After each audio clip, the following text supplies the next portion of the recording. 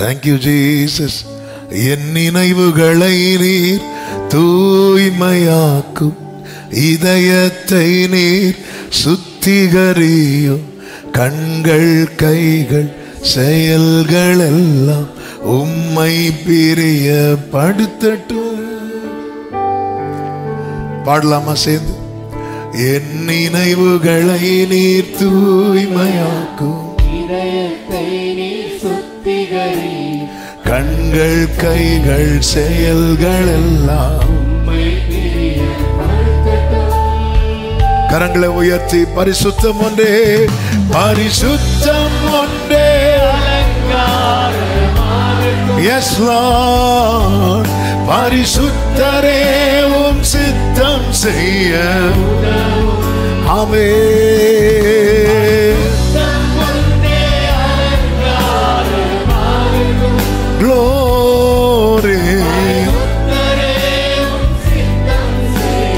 ஆமென். என் நினைவுகளை நீ தூய்மையாக்கும், கண்கள் கைகள் செயல்கள் எல்லாம்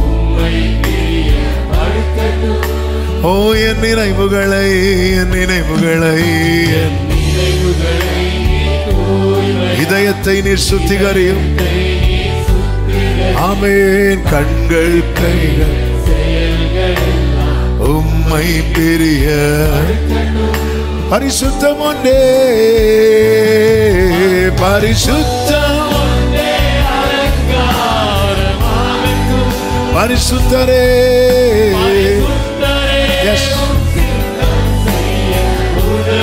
ஓராலமா சந்தனமா கரோ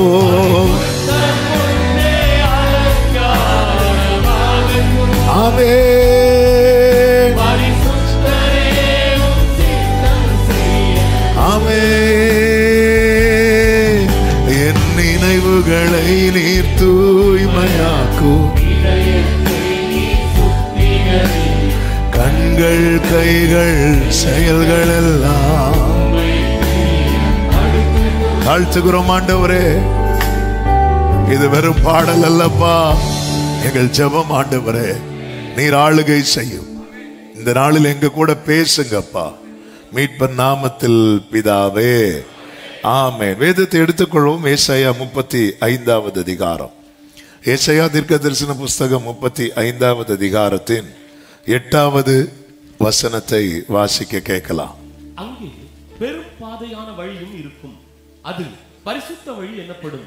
தீட்டுள்ளவன் அதிலே நடந்து வருவதில்லை. அந்த வழியில் நடக்கிறவர்கள் பேதையராய் இருந்தாலும் திசை கெட்டு போவதில்லை. ஹல்லேலூயா. போன வாரத்தில் இந்த வார்த்தையை நம்ம கேட்டோம். அது தொடர்ச்சியை தான் இந்த நாளிலும் நாம் கேட்க போகிறோம். சீயோனுக்கு போகும் பாதை இது, மீட்கப்பட்டவர்கள் பயணிக்கிற பாதை இது. இந்த பாதைக்கு ஒரு பெயர் உண்டு, அதுதான் பரிசுத்த வழி எனப்படும். இதிலே பயணிக்கிறவர்கள் பேதையரா இருந்தாலும் திசை கெட்டு போவது இல்லை. போன வாரத்தில் இந்த வார்த்தையை ஆண்டவர் சொல்ல வைத்தார். இதிலே பயணிக்க திறமையோ தாளந்தோ பெயரோ புகழோ தேவை இல்லை. இதுல பயணிக்க எது மிக மிக தேவை தெரியுமா? பரிசுத்தம். ஆமென் சொல்லுங்க பார்க்கலாம். இது மீட்கப்பட்டவர்களின் பாதை. கர்த்தரால் மீட்கப்பட்டவர்கள் ஆனந்த களிப்புடன் பாடி வருவார்கள். இது மீட்கப்பட்டவர்களின் பாதை. வெளிப்படுத்தல் 21 இது சொல்லப்பட்டிருக்கிறதை நாம் போன வாரம் கேட்டோம். அதனுடைய 24, 27 சொல்லப்பட்டிருக்கிறது, ரட்சிக்கப்படுகிற ஜனங்கள் அதன் வெளிச்சத்திலே நடப்பார்கள். தீட்டுள்ளதும் அருவருப்பையும் பொய்யையும் நடப்பிக்கிறதும் ஆகிய ஒன்றும் அதில் பிரவேசிப்பது இல்லை. ஏசாயா 35:8 தீட்டுள்ளவன் அதில் நடப்பதில்லை என்று சொல்லப்பட்டிருக்கிறது.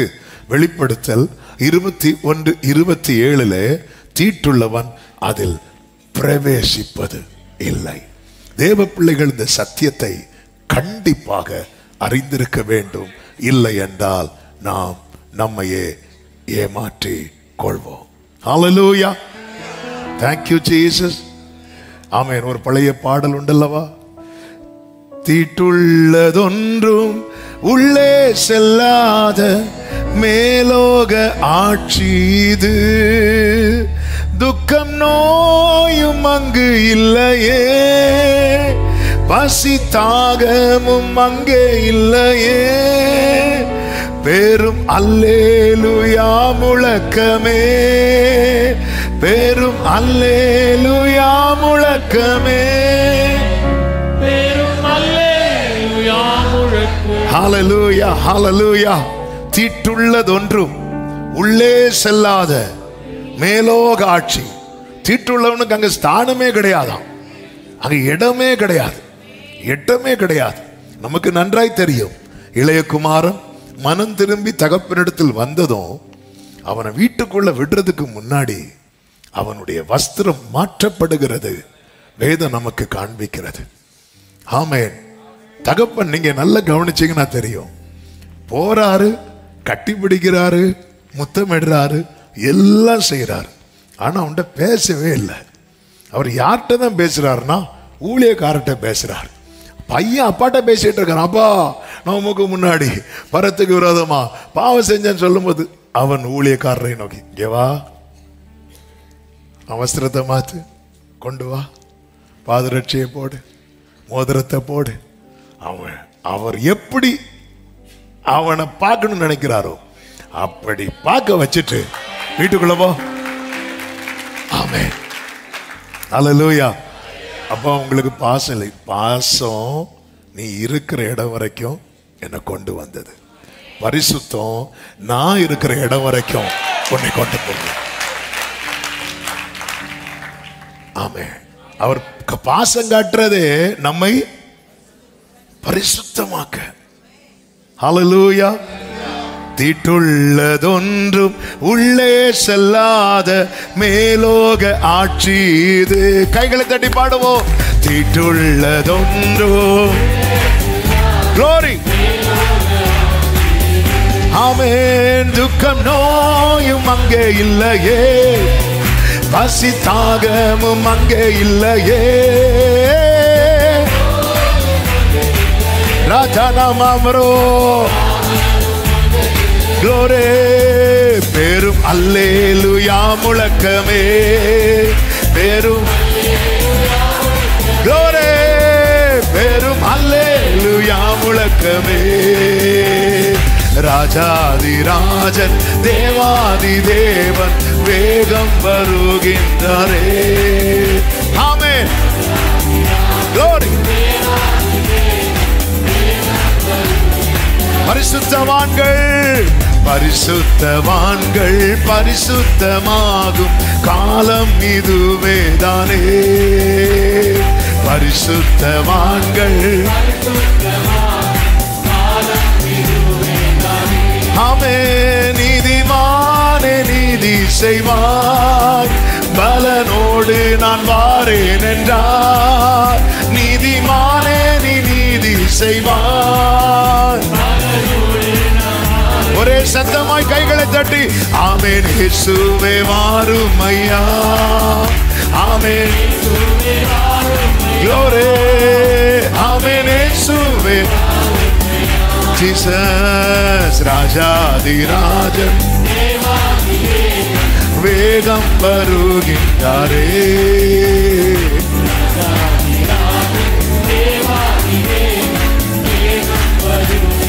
ஆமென். தீட்டுள்ளவனாய் இராதே. தேவன் அருவருத்து தள்ளத்தக்கவனாய் நம்ம காணப்படவே கூடாது. மனுஷன் தூக்கி எறிந்தால் அவர் தூக்கி எடுப்பார், அவர் தூக்கி எறிந்தால் யார் தூக்கி எடுப்பார்? இல்ல. தீட்டுள்ளவனா இருக்கக்கூடாதுன்னா என்ன செய்யணும்னு போன வாரம் ஒரு காரியத்தை நாம் தியானித்தோம். அதை தான் தொடர்ந்து தியானிக்க போகிறோம். ரோமருக்கு எழுதின நிருபம் 12வது அதிகாரம் அதனுடைய 1-2 வசனங்களிலே இப்படி சொல்லப்பட்டிருக்கிறது.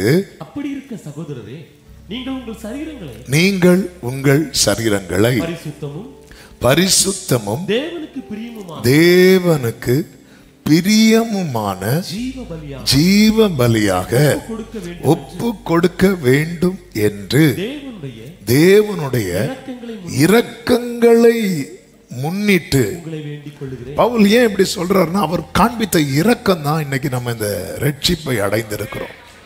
ரோமருக்கு எழுதும் போது 5வது அதிகாரத்துல 6வது வசனம், 8வது வசனம், 10வது வசனங்களிலே அந்த இரக்கத்தை குறித்து பேசுறார் பாருங்க. நாம் பலனற்றவர்களாய் இருக்கும் போது, நாம் பாவிகளாய் இருக்கையில், நாம் தேவனுக்கு சத்துருக்களாய் இருக்கையில், இப்படி இருக்கும்போது ஒருத்தர் வந்து நேசிக்கிறார், ஒருத்தர் வந்து நமக்காக மரிக்கிறார். இந்த இரக்கங்களை முன்னிட்டு பேசுறார். நம்ம இப்படிதான் மீட்கப்பட்டோம். நம்ம மீட்கப்பட்டது நோவாவை போல அப்படி நீதிமானாகவே வாழ்ந்ததுனால அல்ல. ஆமென். நோவாவின் நீதியினால் நோவா காக்கப்பட்டான். நமக்கு நீதியா இயேசு வந்ததினால் நாம் மீட்கப்பட்டோம். அந்த இரக்கங்களை முன்னிட்டு பவுல் பேசுறார். நீங்க என்ன பண்ணணும் தெரியுமா?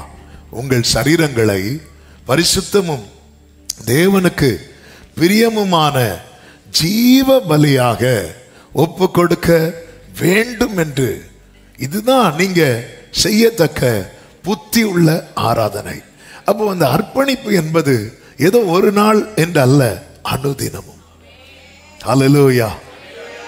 அதுதான் அனுதினமும் நாம் கிறிஸ்துவில் வளருவதற்கு நம்மை நடத்துவதே தேவ சமூகத்தில் நாம் அர்ப்பணிக்கிறதுல தான் இருக்கிறது. ஒவ்வொரு நாளும் இந்த ஆபிரகாமுடைய விசேஷமே என்ன அப்படின்னா, எங்கெல்லாம் கர்த்தர் கொண்டு போறாரோ அங்கெல்லாம் அவர் பலிபீடம் கட்டிட்டே இருப்பார். இது ஈசாக்கின் இடத்திலும் யாக்கோபின் இடத்திலும் தொடர்ந்ததை வேதம் நமக்கு காண்பிக்கிறது. அனுதினமும் அனுதினமும் ஒவ்வொரு நாளும் ஒரு ஆவிக்குரியவன் நிதானிக்கிறவனா இருக்கணும். நாம் நம்மை நாமே ஆராய்கிறவர்களா இருக்கணும். ஹல்லேலூயா. நம்ம ஆராயணும். தன்னைத்தானே சோதித்து அறிகிறவன் ஆக்கினைக்கு தப்புவான் என்று வேதம் சொல்லுகிறது. நான் எந்த நிலையில் இருக்கிறேன்? 2வது வசனத்திலே சொல்லப்பட்டிருக்கிறது, நீங்கள் இப்பிரபஞ்சத்துக்கு ஒத்த வேஷம் தெரியாமல் தேவனுடைய நன்மையும் பிரியமும் பரிபூர்ணமுமான சித்தம் இன்னதென்று பகுத்தறியத்தக்கதாக உங்கள் மனம் புதிதாகிறதுனாலே இந்த வேதம் சொல்லுகிறது, அவர் விருப்பத்தையும் செய்கையும் நம்மில் உண்டாக்குவாராம். விருப்பமும் செய்கையும் நம்மில் உண்டாகிறதற்கு நம்முடைய மனம் எப்படி இருக்கணும் தெரியுமா? புதுசா இருக்கணும். புதுசா இருக்கணும். நல்ல கவனிக்கும்படி உங்களை மிகவும் அன்புடன் கேட்டுக்கொள்கிறேன். நம்முடைய எண்ணம் தவறா இருக்குமானால் நம்முடைய நற்கிரியைகள் கூட தேவனால் அங்கீகரிக்கப்படாது. மரியாள் பரிமள தைலத்தை உடைத்து யூதாசுடைய பாதத்தில் ஊட்டுவார். இயேசுவனுடைய பாதத்தில் ஊட்டும் போது யூதாஸ் என்ன சொல்லுவாரு? இதை விட்டு, இது எவ்வளவு நல்ல காரியம். இவன் யூதாஸ்ட இந்த பரிமள தைலத்தை கொடுத்திருந்தா யூதாஸ் என்னதான் பண்ணியிருப்பாரு? விற்று கொடுத்திருப்பார். ஆனால் அது சொல்லும் போதே பைபிள்ல சொல்லப்பட்டிருக்கிறது, அவன் திருடனா இருந்தபடியால். அப்போ அவனுடைய நோக்கம் வந்து தரித்திரர் போஷிக்கப்பட வேண்டும் என்று அல்ல, நோக்கம் வேற. ஆனா கிரியை வந்து நல்ல கிரியை. நோக்கம் எண்ணம் தவறா இருக்கிறவனுடைய கிரியைகள் எவ்வளவு நல்லதா இருந்தாலும் ஆண்டவர் வந்து அதை அங்கீகரிக்கவும் மாட்டார், அதை அப்ரிஷியேட் பண்ணவும் மாட்டார். எண்ணம், அந்த வேர் வந்து ரொம்ப முக்கியம். நல்ல மரம் நல்ல கனிகளை கொடுக்கும், கெட்ட மரம் கெட்ட கனிகளை கொடுக்கும். அப்போ இதுக்கு ரூட் வந்து மிக மிக முக்கியம். ஒரு மனிதனுடைய ரூட்டுங்கிறதே அவனுடைய எண்ணம் தான், மனம் தான். எனவே தான் மனம் புதிதாகிறதுனாலே. ஆமே. சாலமோனை கூட்டு தாவீது சொல்றார். என்ன சொல்றாருன்னா, 1 நாளாகமம் 28வது அதிகாரத்தின் 9வது வசனத்துல, என் குமாரனாகிய சாலமோனே, நீ உன் பிதாவின் தேவனை அறிந்து அவரை உத்தம இருதயத்தோடும் உற்சாக மனதோடும். பாரு, பொதுவாகவே பார்த்துருக்கீங்களா, இந்த ஃபர்ஸ்ட் ஜெனரேஷன் வந்து ரொம்ப சின்சியரா வர்ஷிப் பண்ணுவாங்க. அடுத்த ஜெனரேஷன் வந்து அவ்வளோ சின்சியரா வர்ஷிப் பண்றதுக்கு ரொம்ப டைம் எடுக்கும். ஆனா கடமைக்கு பண்ணுவாங்க. ஏன்னா பெற்றோர் செய்யறத பார்த்து பார்த்து செய்வாங்க. இப்ப தாவீதை பொறுத்த வரைக்கும் அவர் வர்ஷிப் பண்றதுல அந்த வீட்டில் தாவீது என்னைக்குமே தனித்துவம். ஆண்டவரை தேடுறது அப்படி தேடினாரு, காட்டில் தேடினாரு, குகையில தேடினாரு. ஆமே. இப்ப சாலமோனை பொறுத்த வரைக்கும் நல்ல தேவனை ஆராதிக்கிறவருடைய மகன். அப்போ ஆட்டோமேட்டிக்கா ஆராதிக்க ஆரம்பிச்சிருவான். ஆனா கூப்பிட்டு என்ன சொல்றாருன்னா, இவர்மா சும்மா ஆராதிக்கணுமேலாம் ஆராதிச்சிடாத. ஏன்னா கர்த்தர் எல்லா இருதயங்களையும், எல்லாரும் சொல்லுங்க இந்த வார்த்தைய, எல்லா இருதயங்களையும் ஆராய்ந்து நினைவுகளின் தோற்றங்களை எல்லாம் அறிகிறார். நாம நினைக்கிறதெல்லாம் அவருக்கு முன்னாடி படமா தெரியுமா? ஹல்லேலூயா. அப்படி அதனாலதான் போன வாரம் கேட்டோமே, அவர் எண்ணங்களை கூட நியாயம் தீர்ப்பாராம். இயேசு சொல்லுவார்ல, நீ இச்சையோடு பார்த்தாலே நீ செய்ததுக்கு சமம் அப்படின்ட்டார். ஏன்னா அவருக்கு பார்வையில் எப்படி தெரியுமா இருக்கும்? நம்ம தப்பா நினைக்கிற காரியம் நம்ம தப்பா செய்யறது போல அவர் பார்வையில் இருக்குமா? நான் தப்பு ஒன்றும் பண்ணலையே, நான் தப்பு ஒன்றும் பண்ணலையே அப்படின்னு சொல்லுவோம். பண்ணல, நான் சும்மா பார்த்தேனே தவிர வேற ஒன்றும் பண்ணலன்னு சொல்லி உலக கோர்ட்ல தப்பிக்கலாம். ஆனா பரலோக கோர்ட்டை பொறுத்த வரைக்கும் நம்ம தப்பா நினைக்கிறது கூட தப்பா செய்ததுக்கு சமமா. இடுக்கமான வாசல் வழியா பிரவேசிங்கள் சொன்னார்ல, சும்மா இல்ல. ஆமென். நம்ம ஒருத்தங்களை பகைக்கிறோம்னாலே பரலோகம் அதை எப்படி பார்க்கும் தெரியுமா? இவன் அவன் என்ன பண்ணிட்டான்? கொலை பண்ணிட்டான். ஆமென். நீங்க ஆரம்பத்தில் ஆஃப் ஆவீங்கன்னு எனக்கு தெரியாது, ஏன்னா நான் செய்திக்குள்ளே போகல. இது ரொம்ப முக்கியம். அதனாலதான் நம்ம எந்த ஸ்டேட்ல இருக்கிறோம். ஆமென். அதாவது இந்த வேதத்தை உண்மையா நம்ம பார்க்கும்போது தான் என்ன தெரிய வரும்னா, ஆமென், நான் என்ன சொல்லணும்னு சொல்லுவேன். நிறைய பிரசங்கம் பண்ணியாச்சு, நிறைய படிச்சாச்சு, எல்லாம் ரைட்டு தான். ஆனால் அதை பார்க்க ஆண்டவரே, நான் இன்னும் கரையிலே நின்று கால் நினைத்து கொண்டே இருக்கிறேனே ஆண்டவரே, என்னைக்கு ஆண்டவரே உள்ள கொண்டு போ. இது நான் எதையுமே சொல்லணும்னு சொல்லல, கர்த்தர் அறிவார். இன்னைக்கும் அது நம்ம இன்னும் எதை நோக்கி பயணித்துக் கொண்டிருக்கிறோம், எந்த பாதையில் நிற்கிறோம்.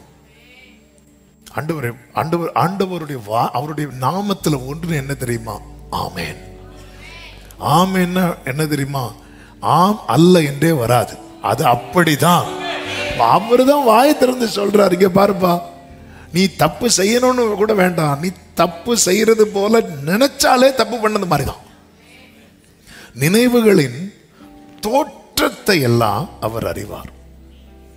நோவா காலத்துல ஜனங்கள் அவர் அழிக்கிறதுக்கு ரீசன் என்ன நினைக்கிறீங்க?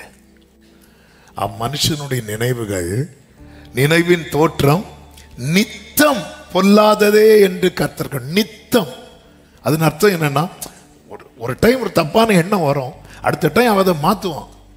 இது என்னடானா எப்பவுமே அப்படிதான், எப்பவுமே நித்தம் அதை பார்க்கிறார். இது மாறாது அப்படிங்கிற நிலைமை வந்தது. அவருக்கு மனஸ்தாபம் வந்துட்டு, மனஸ்தாபம் வந்ததும் அழிக்க டிசைட் பண்ணிட்டார். நினைவின் தோற்றத்தை வைத்து, அதாவது அவர்களுடைய செயல்கள் எவ்வளவு மோசமோ அதை விட அவர்கள் நினைவின் தோற்றங்கள் ரொம்ப மோசமா இருந்துச்சு. அதனால கர்த்தர் என்ன பண்ணார்னா அவர்களை அழிக்க தீர்மானித்தார் என்று ஆதியாகமம் 6வது அதிகாரம் 5, 6, 7 வசனங்களை படிக்கும் போது நமக்கு தெரியும். கர்த்தருக்கு மகிமை உண்டாவதாக. எனவே நம்முடைய நினைவுகள் தூய்மை, எண்ணங்களில் தூய்மை என்பது மிக மிக முக்கியம். ஏன் எண்ணங்களில் தப்பான காரியங்கள் வருகிறது என்று இயேசுவே சொல்லி இருக்கிறார்.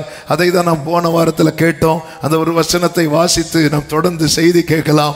மத்தேயு 22வது அதிகாரம் 29வது வசனம், இயேசு அதை சொல்லி இருக்கிறார், கேளுங்கள். இயேசு அவர்களுக்கு பிரதியுத்தரமாக, நீங்கள் வேத வாக்கியங்களையும் தேவனுடைய வல்லமையையும் அறியாமல் தப்பான எண்ணம் கொள்ளுகிறீர்கள். வேத வாக்கியங்கள், தேவனுடைய வல்லமைகள் அது தெரியாததுனால எண்ணம் எப்படி மாறுது அப்படின்னா தப்பு தப்பா போகுது. வேத வாக்கியங்கள் ஆமே, அதுதான் போன வாரத்தில் ஆமே நாம் கேட்டோம். வேதத்தை வாசியுங்கள், வேதத்தை கேளுங்கள், வேதத்தை தழுவுங்கள். இந்த வேதம் நம்முடைய வாழ்க்கைக்கு எவ்வளவு சமீபமாய் வருகிறதோ அவ்வளவுக்கு அவ்வளவு நம்முடைய எண்ணங்கள் தூய்மையாக்கப்பட்டு கொண்டே இருக்கும். இந்த வேதம் நம்மை விட்டு அல்லது நாம் வேதத்தை விட்டு எவ்வளவு தூரமாய் செல்லுகிறோமோ அந்த அளவுக்கு நம்முடைய எண்ணங்களில் தீமை குடியிருக்கும்.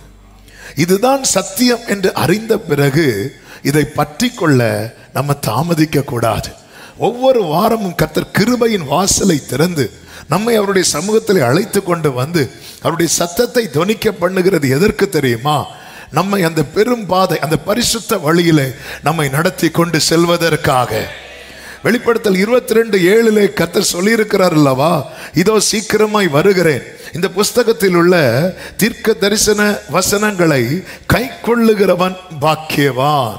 வெளிப்படுத்தல் 1:3 வாசிக்கிறவன் பாக்கியவான், கேட்கிறவன் பாக்கியவான், கை கொள்ளுகிறவன் பாக்கியவான் என்று எழுதியிருக்கிறது. ஆனா காலம் போக போக போக யார் மட்டும்தான் பாக்கியவான் எழுதப்பட்டிருக்கிறது தெரியுமா? கை கொள்ளுகிறவன் பாக்கியவான். அந்த ஆரம்ப நிலை வாசிக்கிறது, கேட்கிறது, அதை தாண்டி இன்னும் உள்ள வரணும். அநேகர் பாருங்க தாவீதின் குமாரன் கிட்டே இருக்கிறாங்க. தாவீதின் குமாரன் கிட்டே இருந்து தாவீது கிட்டே இருக்கிறாங்க நிறைய பேர். இன்னும் தாவீதின் குமாரன் கிட்ட வரல. அதன் அர்த்தம் என்னன்னா சங்கீதத்திலே இருக்கிறாங்க, இன்னும் சுவிசேஷத்துக்குள்ள என்றாகல. நம்ம இன்னும் தாவீது கிட்டே இருக்கிறோம். இருக்கக்கூடாதுன்னு இல்லை. இந்த ஒரு மீனை, இந்த தண்ணி தொட்டி இருக்குல்ல, நீங்க அதில் போட்டீங்கன்னு வைங்களேன், அது ஃபுல்லா சுத்திட்டு இருக்கோம் தெரியுமா? அதே போல இந்த பைபிளை நம்ம சுத்திட்டு இருக்கணும். ஆமென். அந்த டேங்க்ல அந்த மீன் தண்ணிக்குள்ள எந்த ஓரத்தில் இருந்தாலும் வாழ்ந்துரும், எங்க இருந்தாலும் வாழ்ந்துரும். அதே போல இந்த பைபிளுக்குள்ள எல்லா இடத்துலயும் நமக்கான ரேமா வச்சிருக்கிறாங்க. இதுக்குள்ள டிராவல் பண்ணி, ஆனா அந்த டேங்க்ல இருந்து அந்த மீனை வெளியே எடுத்துட்டீங்க, முடிஞ்சது. அதே போலதான் ஆண்டவர் தந்த இந்த ஜீவ மார்க்கத்தை விட்டு வெளியே போயிட்டோம். அந்த மீன் எப்படி சாகும் தெரியுமா? துடிச்சு. ஆவியானவர் சபைகளுக்கு சொல்லுகிறதை காதில் கேட்க கிடையாது. அதே நேரத்தில் டேங்க்ல இருக்கிற மீன் என்ன நினைக்கும் அப்படின்னா, இவ்வளவுதான் அப்படின்னு நினைக்கும். சின்ன மீன் தொட்டி வச்சிருப்போம்ல வீட்டில், அதுல இருக்கிற மீன் நினைக்கும் இவ்வளவுதான், ஃபுல்லா ரவுண்ட் பண்ணியாச்சு நினைக்கும். அந்த மீனை தூக்கி ஒரு பெரிய டேங்க்ல போடுங்க, ஐயோ இல்ல இல்ல அதை விட இது பெருசு, அதையும் கொஞ்சம் அதிக டைம் எடுத்து சுத்தி முடிச்சது அது நினைக்கும் இவ்வளவுதான், இதுக்கு மேல பெருசு இல்லைன்னு. அதை தூக்கி ஒரு குளத்துல போடுங்க, இது என்னடா இது என்ன பெருசா இருக்கு, அதையும் கொஞ்ச காலம் எடுத்து சுத்தி முடிச்சதும் அது நினைக்கும் இவ்வளவுதான், இதுக்கு மேல ஒண்ணும் இல்லை அப்படின்னு. அதை அப்படியே தூக்கி கடல்ல போடுங்க, அதுக்கு சுத்தி முடியாது. இதுதான் பைபிள், இதுதான் பைபிள். நான் ஃபுல்லா படிச்சுட்டேன், எனக்கு தெரியாத. ஆமென், ஹல்லேலூயா. நீங்க இதை முதல்ல சுத்தி முடிங்க, அடுத்து கொஞ்சம் பெரிய டேங்க்ல தூக்கி போடுவார். ஹல்லேலூயா. இன்னும் சுத்துங்க, அடுத்து குளத்துல தூக்கி போடுவார். அப்படிதான் நாங்க 1000 முழம் அளந்து அளந்து அளந்து அளந்து அளந்து கடைசியில் எப்படி எசேக்கியேலுடைய எப்படி இருந்துச்சு தெரியுமா? கடக்க முடிந்தது என்றல்ல, கடக்க முடியாதது. இதான் பைபிள். இதை நேசிக்கிறவர்களுக்கு மிகுந்த சமாதானம். இந்த வசனம் எந்த அளவுக்கு நம்ம உள்ள வாங்குறோமோ அந்த அளவுக்கு நம்முடைய மனம் புதிதாக்கப்படும். ஆண்டவராக இயேசு கிறிஸ்து இந்த மலை உபதேசம் நிறைய பேசுவார்ல, அவர் பேசிட்டு அதை எப்படி கன்க்ளூட் பண்றார், எப்படி அதை முடிப்பார் அப்படின்னா, லூக்கா சுவிசேஷம் 6வது அதிகாரம் அதனுடைய 47, 48 வசனங்களை வாசியுங்கள். லூக்கா 6, 47, 48 வசனங்கள். இந்த வார்த்தை அந்த கமா போட்டுச்சுன்னா அந்த இடத்துல வெயிட் பண்ணிடணும். என்னிடத்தில் வந்து என் வார்த்தைகளை கேட்டு அவைகளின்படி செய்கிறவன் அவைகளின்படி செய்கிறவன் யாருக்கு ஒப்பா இருக்கிறான்? அவன் யாருக்கு ஒப்பா இருக்கிறான்? அதாவது ஆண்டவர் கம்பேர் பண்ணுவாருங்க. ஆமென். ஆண்டவர் கம்பேர் பண்றதுல ரொம்ப நம்ம கம்பேர் பண்றது யாரு கூட கம்பேர் பண்ணுவோம்? ஆமென். ஆண்டவர் பாருங்க, அவனை நான் யாருக்கு ஒப்பா இருப்பான் என்று உங்களுக்கு காண்பிக்கிறேன் அப்படிங்கிறார். என்னிடத்தில் வந்து ஆமென் என் வார்த்தைகளை கேட்டு அவைகளின்படி செய்கிறவன் யாருக்கு ஒப்பா இருக்கிறானா? 48வது வசனம். ஆழமாய் தோண்டி, இந்த வேர்டு கவனிக்கணும், ஆழமாய் தோண்டி கற்பாறையின் மேல் அஸ்திபாரம் போட்டு வீடு கட்டுகிற மனுஷனுக்கு ஒப்பாய் இருக்கிறான். அவனுடைய அஸ்திபாரம் வந்து ரொம்ப ஸ்ட்ராங்கா இருக்குமா. மத்தேயுலயும் சொல்லப்பட்டிருக்கிறது, ஆனா இவ்வளவு டீட்டெயில் அதுல இருக்காது. இதுல இன்னொரு வேர்டு எக்ஸ்ட்ரா சேர்க்கப்பட்டிருக்கிறது. என்ன அப்படின்னா, பெருவெள்ளம் வந்து நீரோட்டம் அந்த வீட்டின் மேல் மோதியும் என்று சொல்லப்பட்டிருக்கிறது. மேல வந்து அடிக்கிற தண்ணி மட்டும் இல்ல, கீழே சில இடத்துல வீடு கட்டுறதுக்குன்னு தோண்டுவாங்க. அந்த இடத்துல என்ன வெடிக்கும் தெரியுமா? ஊற்று வெடிக்கும். சில இடத்துல சொல்லுவாங்க, இங்கெல்லாம் வீடு கட்ட முடியாதுங்க, இங்கெல்லாம் வீடு கட்ட முடியாது. ஆமென்.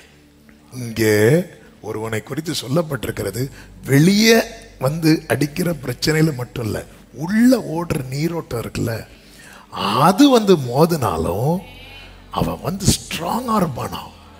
இதுதான் பைபிளுடைய விசேஷம். நம்ம இந்த அவர் சமூகத்தில் வந்து அவருடைய வார்த்தைகளை கேட்டு அந்த வார்த்தைகளை நம்முடைய வாழ்க்கையாக்கும் போது என்ன ஆகிறது தெரியுமா? எண்ணங்கள் நீரோட்டம் போல நம்முடைய வாழ்க்கையில வந்து மோதி அடித்தாலும் அதை அசைக்க கூட முடியாத அளவுக்கு கண்மலையாகிய கிறிஸ்துவின் மேல நம்முடைய அஸ்திவாரம் உறுதியாக இருக்கும். ஆமென் சொல்லுங்க பார்க்கலாம். ஆமென். அது வந்து மோதி அடிக்கும், எண்ணங்கள் வந்து மோதி அடிக்கும். ஆனால் வார்த்தையை கேட்காம வீடை கட்டுவான் தெரியுமா? அவன் வாழ்க்கையில பெருவெள்ளம் வந்தாலும் பிரச்சனை, இந்த நீரோட்டம் வந்தாலும் பிரச்சனை, விழுந்துருவான். என்னிடத்தில் வந்து என் வார்த்தைகளை கேட்டு எத்தனை வந்து மோதி அடித்தாலும், எவன் ஒருவன் வசனத்தை சுமக்கிறானோ அவன் தேவனுடைய பிரசன்னத்தை சுமக்கிறான். ஏன்னா அந்த வசனத்துல என்ன இருக்குன்னா, ஆவி இருக்கிறது. அந்த வசனத்துல ஜீவன் இருக்கிறது. தேவ பிரசனம் என்பதே ஜீவன் உள்ளது.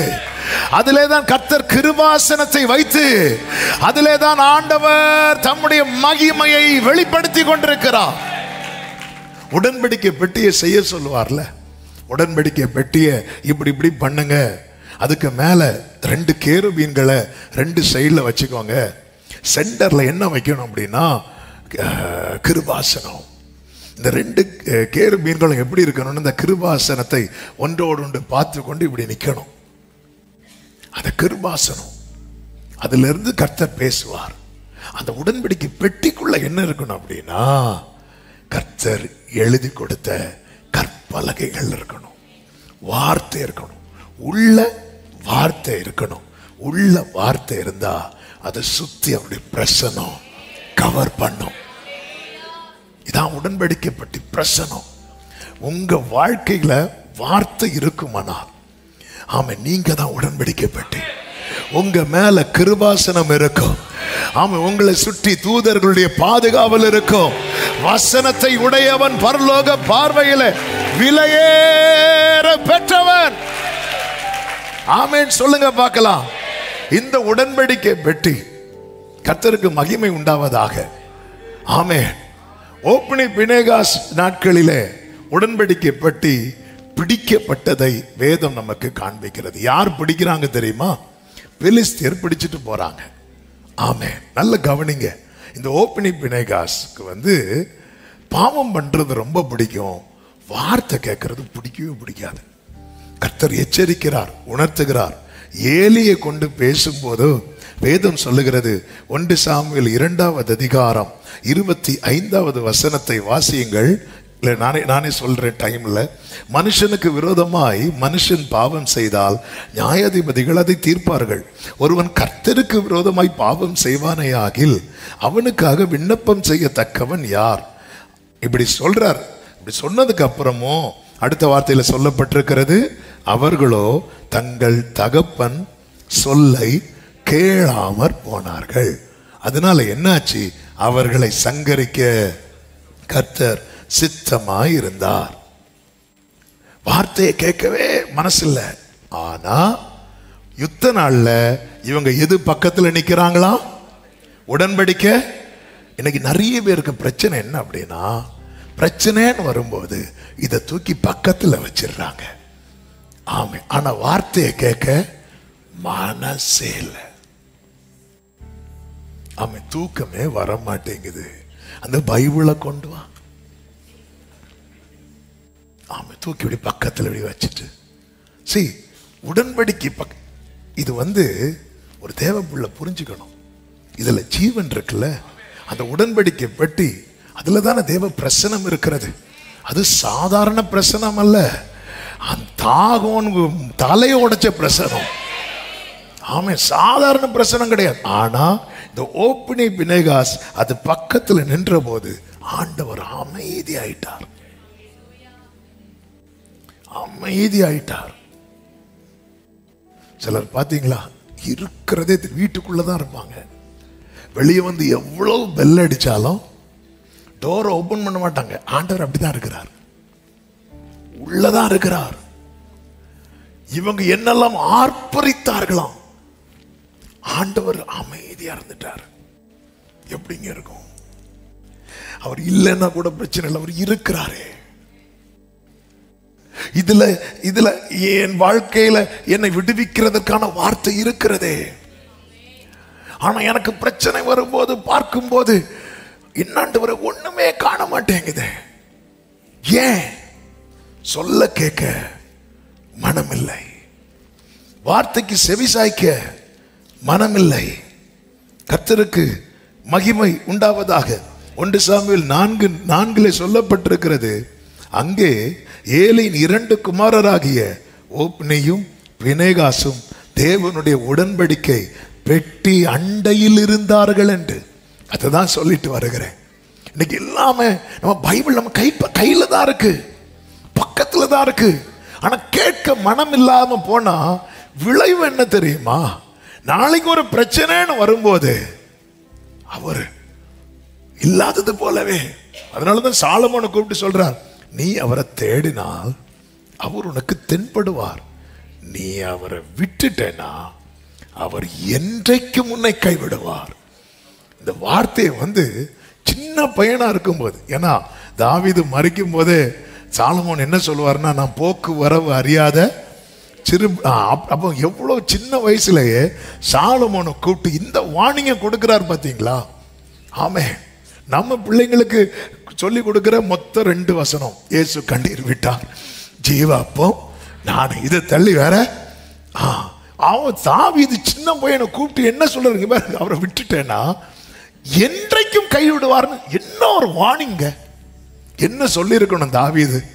இங்க வா சாலமோனே, ஒரி பண்ணாத, அவர் எனக்கு பிராமிஸ் பண்ணிட்டாரு, என்ன தப்பு பண்ணாலும் கிருபைய விளக்க மாட்டேன்னு சொல்ற. இப்படித்தானே சொல்லி இருக்கணும். இப்படி சொன்னா அவர் ஒரு நல்ல தகப்பனே கிடையாது. இன்னைக்கு இப்படி நிறைய பேர் சொல்லிட்டு இருக்கிறாங்க, அவங்க நல்ல தகப்பன்மாரே கிடையாது. கிருபை என்றென்றைக்கும் என்று வைக்கப்பட்டாலும் சத்தியத்தை சொல்லணும். அல்லேலூயா, ஆமே, இதை சொல்லணும். இதுதான் சொல்ற. நீ விட்டுட்டேன்னு வச்சுக்கோயேன், என்றென்றைக்கும் விட்டுருவார். இதை சொல்லிதான் வளர்க்கிறார் சாலமோனை. தேவ பிள்ளைங்க இந்த பரிசுத்தத்தை தலைமுறைக்கு சொல்லி வளர்க்கணும். இதெல்லாம் வேண்டாம்பா, இதெல்லாம் தப்புப்பா, வேண்டாம் வேண்டாம், இது ஆண்டவருக்கு பிடிக்காது. இது நம்ம சொல்லி சொல்லி வளர்க்கணும். எத்தனை காரியம் உள்ள போகலாம் நமக்கு தெரியாது. ஆமென். நடுகிறவனால ஒண்ணு இல்லை, நீர் பாய்ச்சுகிறவனால ஒண்ணு இல்லை. ஆனா நடுகிறதுக்கு ஒரு ஆள் தேவை, நீர் பாய்ச்சறதுக்கு ஒரு ஆள் தேவை. ஆமே, கர்த்தரை நம்பி நன்மை செய். கர்த்தர் ஏற்ற காலத்திலே மழையை வர்ஷிக்க பண்ணி அவர் இரக்கம் பாராட்டுவார். ஆமென் சொல்லுங்க பார்க்கலாம். ஓப்னி பினேகாஸ் மடிந்து போனார்கள். பெட்டி பிடிக்கப்பட்டது. பெட்டியை கொண்டு போய் தாகோன் சிலைக்கு முன்னாடி வைக்கிறாங்க. நமக்கு அந்த சரித்திரம் தெரியுமே. வைத்த போது நிக்க முடியல. அந்த பெட்டியில பிரசனம் இருக்கிறது. பெட்டியில பிரசனம் இருக்கிறது. இந்த வசனத்துல இன்னும் இருக்கிறது ஜீவன். ஆமென். இந்த பயபக்தியோடு இந்த வசனத்தை நீங்க ஒவ்வொரு நாளும் எடுத்து விரும்பி வாசிங்க. இந்த பெட்டியில இருக்கிற பிரசனம் வெளிப்படும், வெளிப்படும். உங்க குடும்பத்துக்கு விரோதமான அந்நிய வல்லமைகள் நிர்மூலமாகும். ஆமென். அது மட்டும் இல்ல, இதை கொண்டு போய் வைக்கிறாங்க. அங்க பிரச்சனை மேல பிரச்சனை. உடனே என்ன பண்றாங்க தெரியுமா? பெலிஸ்தியர் என்ன பண்றாங்க? இது நமக்கு அதாவது எதேர்ச்சியா நடந்ததா இல்ல கர்த்தர் தான் அடித்தாரா என்பதை அறியும்படிக்கு இதை நம்ம இந்த பசுக்களை கூப்பிட்டு பசுக்கள் மேல 2 பசுக்கள் மேல ஒரு ரதம் போல செஞ்சு அதுல இந்த பெட்டியை வச்சு அனுப்பி விடுவோம். இது ஒரு குறிப்பிட்ட அதாவது பெத்ஷி மேசேக்கு போனால் அது எல்லைக்கு போகிற வழியாய் பெத்ஷி மேசேக்கு போனால் இது கர்த்தரால் இந்த தீங்கு வந்துச்சு, இல்ல அது வேற எங்கேயாவது போச்சுன்னா தற்செயலா நடந்ததுன்னு விட்டுறலாம் சொல்லி அதே போல 2 கறவை பசுக்களை கொண்டு வந்து அவைகளை வண்டிலே கட்டி ஆமென் கர்த்தருடைய பெட்டியையும் அவர்களுடைய வழிபாட்டு முறைமையின்படி சில பொருட்களையும் எடுத்து அதன் மேல வைத்து அந்த பசுக்களை அனுப்பிவிட்டார்களாம். இப்ப நான் சொல்ல வர்றது இந்த வார்த்தைக்காக, இந்த சரித்திரத்துக்காக அல்ல. 1 சாமுவேல் 6:12 வாசியுங்கள். 1 சாமுவேல் 6:12.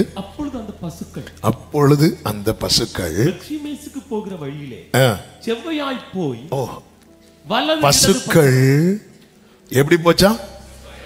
செவ்வையாய் போய் வலது இடது பக்கமாய் விலகாமல் பெரும் பாதையான நேர்வழியாய் கூப்பிட்டு கொண்டே நடந்தது. எப்படிங்க இது வலதுபுறம் இடதுபுறம் சாயாம நேரா போகுது அப்படின்னு கேட்டா இதுக்கு மேல என்ன இருக்கு தெரியுமா? பெட்டி இருக்கிறது. அவர்கள் பேதையரா இருந்தாலும் திசை கெட்டு போவது இல்லை. நான் பல வருடம் ஆராதித்தும் என் பாதை தாறுமாறாய் போகிறதற்கு காரணம் என்ன தெரியுமா? என்கிட்ட என்ன இல்ல? பெட்டி இல்ல. ஆமென். சிலருக்கு பெட்டின்னு அது டைம் இருக்கு. ஆமென். இந்த வசனம் என்கிற பெட்டி, இந்த வேதம் என்கிற பேழை, இதை சுமக்கிறவன் இதை எல்லாரும் பார்த்துட்டு இருக்கிறாங்க. 2 பசுமாட்டை கூப்பிட்டு அதன் குட்டிகள் எல்லாம் அடைச்சி வச்சுட்டு, ஏன்னா கரவல் மாடுகள், அதுக்கு மேல வச்ச உடனே அது நேர்வழியாய். எனக்கு இதுல ரொம்ப பிடிச்ச ஒரு வார்த்தை உண்டு. இவங்க இது நேர்வழியா போச்சுல, அப்படி போய் போய் போய் போய் என்ன ஆகுது அப்படின்னா 14வது வசனத்துல பாத்தீங்கன்னா அந்த பசுக்களை கர்த்தருக்கு சர்வாங்க தகன பலியாக செலுத்தினார்கள். ஆமே, இந்த வசனத்தை நம்ம சுமந்து பயணிப்போம் வைங்கள, நம்முடைய வாழ்க்கை கர்த்தருக்கு ஏற்ற பலியாகவே பலியாக பலியாக காணிக்கை, நம்ம லைஃபே அவருக்கு காணிக்கையாயிரும். நம்முடைய வாழ்க்கை அவர் சுகந்த வாசனைய கர்த்தர் முகர்ந்தார் என்று நோவா செலுத்தின பலி கர்த்தருக்கு பிரியமா இருந்த போது அது சொல்லப்பட்டிருக்கிறது. இந்த வசனத்தை சுமக்கிறவங்க வழி மாறவே மாட்டாங்க. நம்ம வசனத்தை கேட்கிறோம், வசனத்தை வாசிக்கிறோம், நம்முடைய வாழ்க்கையில் இதை சுமக்கிறோமா? பேதையரா இருந்தாலும் திசை கட்டு போவது இல்லை, திசை கட்டு போவது இல்லை. நெகேமியாவின் புஸ்தகத்துல 13வது அதிகாரத்தில் ஒரு சம்பவம் சொல்லப்பட்டிருக்கிறது. அதாவது ஆலயத்தின் அறைகளை விசாரிக்கிறதற்காக ஆசாரியன் எலியாசிப்பை ஏற்படுத்தி வைக்கிறாங்க. இந்த எலியாசிப் என்ன செய்கிறான் என்றால், அதனுடைய 4வது வசனத்துல பாத்தீங்கன்னா அவன் என்ன பண்றான்னா தொபியாவோட சம்பந்தம் கலக்கிறான். தொபியாவோட சம்பந்தம் கலந்து என்ன பண்றான் தெரியுமா? ஆலயத்தின் அறைகள்ல ஒரு அறைய, ஒரு பெரிய அறைய தொபியாவுக்கென்றே ஒதுக்கினான். நான் இது ஆவிக்குரிய கண்ணோட்டத்தோடு சொல்லுகிறேன். நம்முடைய வாழ்க்கையில ஒரு அறைய நம்ம தொபியாவுக்கு. இந்த தொபியா யாரு தெரியுமா? இந்த எருசலேமின் அலங்கத்தை கட்ட நெகேமியா முயற்சித்த போது எதிராய் நின்ற கூட்டத்தில் முக்கியமான ஒருவன் சன்பலாத்தும் தொபியாவும். ஆனா இங்க ஆலயத்தின் அறைகளில் ஒன்றிலே ஒரு பெரிய அறை தொபியாவுக்கு கொடுக்கிறான். இந்த காரியம் நடக்கிறதுக்கு காரணம் என்னவென்றால், நெகேமியாவே சொல்றாரு 6வது வசனத்துல, இதெல்லாம் நடக்கும் போது நான் எருசலேமில் இல்லை. நான் இதை வசனத்தோடு வைத்து சொல்லுகிறேன். நம்ம லைஃப்ல வேர்டு இல்லைன்னு வைங்களேன், நம்முடைய வாழ்க்கையில தொபியா வந்து உட்கார்ந்துருவான். இந்த தொபியா உள்ள வந்து அவனுடைய பொருட்களை எல்லாம், தட்டு முட்டுகளை எல்லாம் உள்ள கொண்டு வச்சுட்டான். யார் வாழ்க்கையில வசனம் இல்லையோ, இந்த தொபியா என்னும் சாத்தான் உள்ள என்றாயிடுவான். அவனுடைய கிரியைகள் எல்லாம் கொண்டு வந்து வைப்பான். இப்ப நெகேமியா உள்ள என்றாகினதும், இதை பார்த்ததும் நெகேமியாவுக்கு என்ன ஆயிற்று அப்படின்னா, ஆமென், அதனுடைய 7வது வசனத்தில் பாருங்கள், எருசலேமுக்கு வந்தேன், அப்பொழுது எலியாசிப் தொபியாவுக்கு தேவனுடைய ஆலயத்து பிராகாரங்களில் ஒரு அறையை ஆயத்தம் பண்ணினதினால் செய்த பொல்லாப்பை. நம்ம பல காரியங்களை ஆமென் விளையாட்டுக்கும் வினோதத்துக்கும் செய்வோம். அது தொபியா வந்து உட்காருவதற்கு நாம் அவனுக்கான இடத்தை ஆயத்தமாக்குகிறோம். இவ்வளவு நடக்க காரணங்க நெகேமியா இல்லாததுனால. நம்முடைய வாழ்க்கையில சத்துரு குடியிருப்பதற்கும் சத்துருவின் கிரியைகள் இன்னும் வெளிப்பட்டு கொண்டே இருப்பதற்கும் காரணம் நெகேமியா வசனம் இல்லாததுனால. இந்த வசனம் உள்ள வந்ததும், நெகேமியா வந்ததும், அவன் சொல்றான், நான் அறிந்து கொண்டேன் என்று சொல்லுகிறான். எல்லா அறையில என்ன இருக்கு, உள்ள என்ன இருக்கு, இதுல கர்த்தருக்கான காரியங்கள் இருக்கு. இது என்ன சும்மா மேலோட்ட பார்வை அல்ல. இந்த வசனத்தை குறித்து வேதம் என்ன சொல்லுகிறது தெரியுமா? எபிரேயர் 4வது அதிகாரம் அதனுடைய 12, 13 வசனங்களை வாசியுங்கள். தேவனுடைய வார்த்தையானது ஜீவனும், வாசிங்க, வல்லமையும் உள்ளதாயும் இருபுறமும் கருக்குள்ள எந்த பட்டயத்திலும் கருக்கானதாயும், இந்த வேர்டை கவனிங்க, ஆத்துமாவையும் ஆவியையும் கணுக்களையும் ஊனையும் பிரிக்கத்தக்கதாயும் உள்ள போவோம். இந்த நெகேமியா வந்த உடனேயே மேலோட்டமா எல்லா அறையும் சூப்பரா இருக்கா, சூப்பரா அப்படி இல்லாம ஒவ்வொரு அறை, இது யாருக்கு அறை, இதுல என்ன இருக்கு, இது கர்த்தருக்கு பிரியமானது இருக்குதா, கர்த்தருக்கு பிரியமில்லாதது இருக்கிறதா, எல்லாத்தையும் ஒரு நெகேமியா வந்து பார்ப்பான் என்றால், இந்த வசனம் நம்முடைய வாழ்க்கைக்கு உள்ள நம்ம உள் வாங்கிட்டோம் வைங்களேன், அது எல்லாத்தையும் பிரியும், எல்லாத்தையும் பிரிச்சு மேஞ்சிரும். ஆமென், ஹல்லேலூயா. இருதயத்தின் நினைவுகளையும் யோசனைகளையும் வகை அறுக்கிறதாயும் இருக்கிறது. அவருடைய பார்வைக்கு மறைவான சிருஷ்டி ஒன்றுமில்லை, அவருடைய சகலமும் அவருடைய கண்களுக்கு முன்பாக நிர்வாணமாயும் வெளியரங்கமுமாய் இருக்கிறது. அவருக்கே நாம் கரங்களை உயர்த்தி ஹல்லேலூயா. இப்ப நெகேமியா உள்ள வந்துட்டார், உள்ள வந்து அறிந்து கொண்டார். அறிந்து கொண்டது என்ன ஆகுது தெரியுமா? ஆமென். நெகேமியா 13வது அதிகாரம் அதனுடைய 8வது வசனத்தில் சொல்லப்பட்டிருக்கிறது, அதனால் நான் மிகவும் மனமடிவாகி. ஏன் ஆலயத்துக்குள்ள என்னெல்லாம் இருக்கு அன்பு சபையே, நாம் தேவன் தங்கும் ஆலயம் தெரியுமா? நாம் தேவன் தங்கும் ஆலயம். இந்த வசனம் என்கிற நெகேமியா நம்ம லைஃபுக்குள்ள வரும்போது மட்டும்தான் நமக்கு தெரியாது நம்ம எத்தனை தொபியாக்களுக்கு எத்தனை அறைகளை நமக்குள்ளே ஆயத்தம் பண்ணி இருக்கிறோம்னு தெரியாது. அவன் வந்து என்ன பண்ணுவான் தெரியுமா? அவனுடைய ஐட்டத்தெல்லாம் உள்ள வச்சிருவான். இயேசு என்ன சொல்லுவார் தெரியுமா? வார்த்தை என்ன சொல்றாரு கேளுங்க, உலகத்தின் அதிபதி வருகிறான், அவனுக்கு என்னிடத்தில் ஒன்றுமில்லை. வார்த்தை இருக்கிற இடத்துல உலகத்தின் அதிபதியாகிய பிசாசுக்கு ஒண்ணுமே கிடையாது. இப்ப நெகேமியா உள்ள வந்தது என்ன பண்றார் தெரியுமா? 8வது வசனம், தொபியாவின் வீட்டு தட்டு முட்டுகளை எல்லாம் அந்த அறையிலிருந்து வெளியே எறிந்து விட்டேன். இந்த வசனம் உள்ள என்றாயிட்டுனா சத்துரு நடுங்கிறது எதுக்கு தெரியுமா? வசனத்துக்கு. இது பட்டயம். என் வாழ்க்கை கிளீன் ஆகணும்னா வேர்ட் ஆஃப் காட் எனக்குள்ள போணும். நெகேமியா இல்லைன்னா தொபியா சம்பந்தம் கலப்பான். வசனம் உங்க லைஃப்ல இல்லைன்னா நீங்க எந்த சர்ச்சுக்கு போனாலும் சரி, என்ன பண்ணாலும் சரி, தொபியா சம்பந்தம் கலப்பான். நமக்கு தெரியாமலே அவனுக்கு ஒரு அறையை நம்முடைய வாழ்க்கையில் ஆயத்தமாக்குவோம். அதாவது வாழ்க்கையின் ஒரு பகுதியாக மட்டுமே வேதத்தை வைத்திருக்கிறவர்கள் தங்களை ஏமாற்றிக் கொண்டிருக்கிறார்கள். என் வாழ்வே இந்த வேதத்தில் அடங்கி இருக்கிறது என்று வைத்துக் கொள்ளுகிறவர்கள் மட்டும்தான் வாழ்வார்கள்.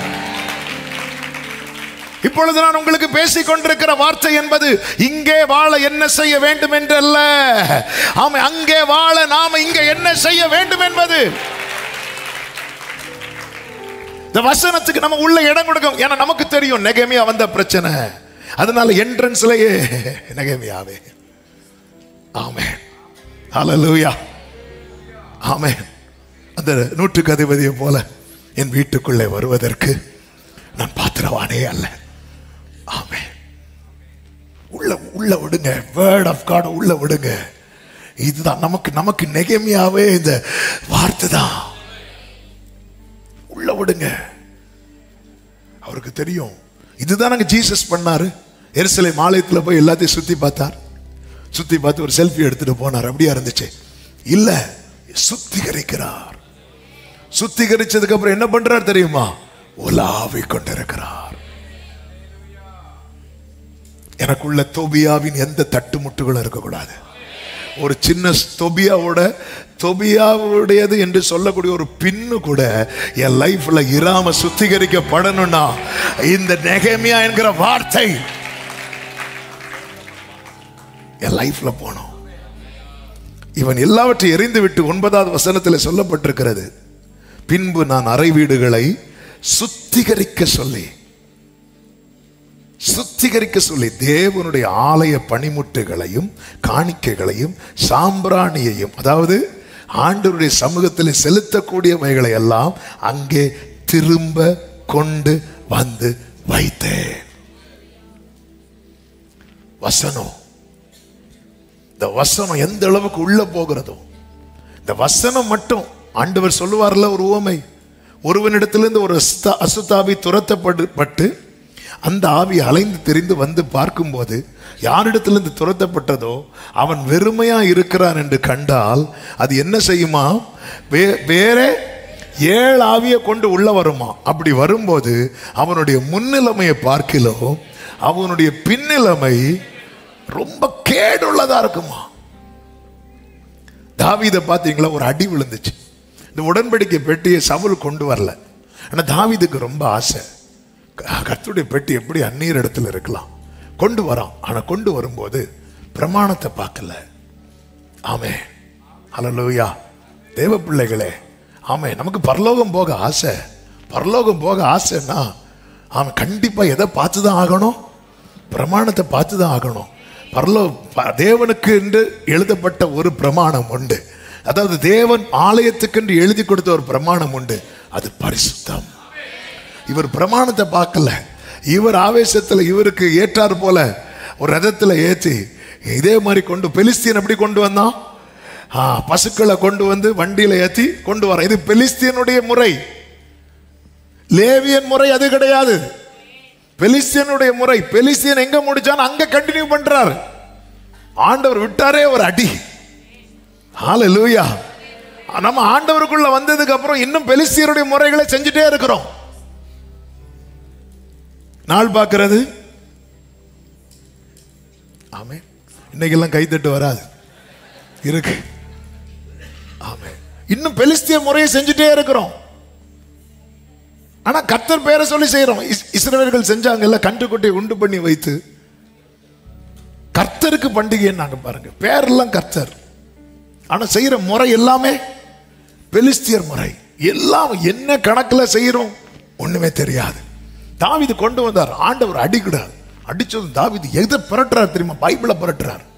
ஏன் அடி விழுந்துச்சு? பைபிளை புரட்டி சுத்திகரிக்கிறார்.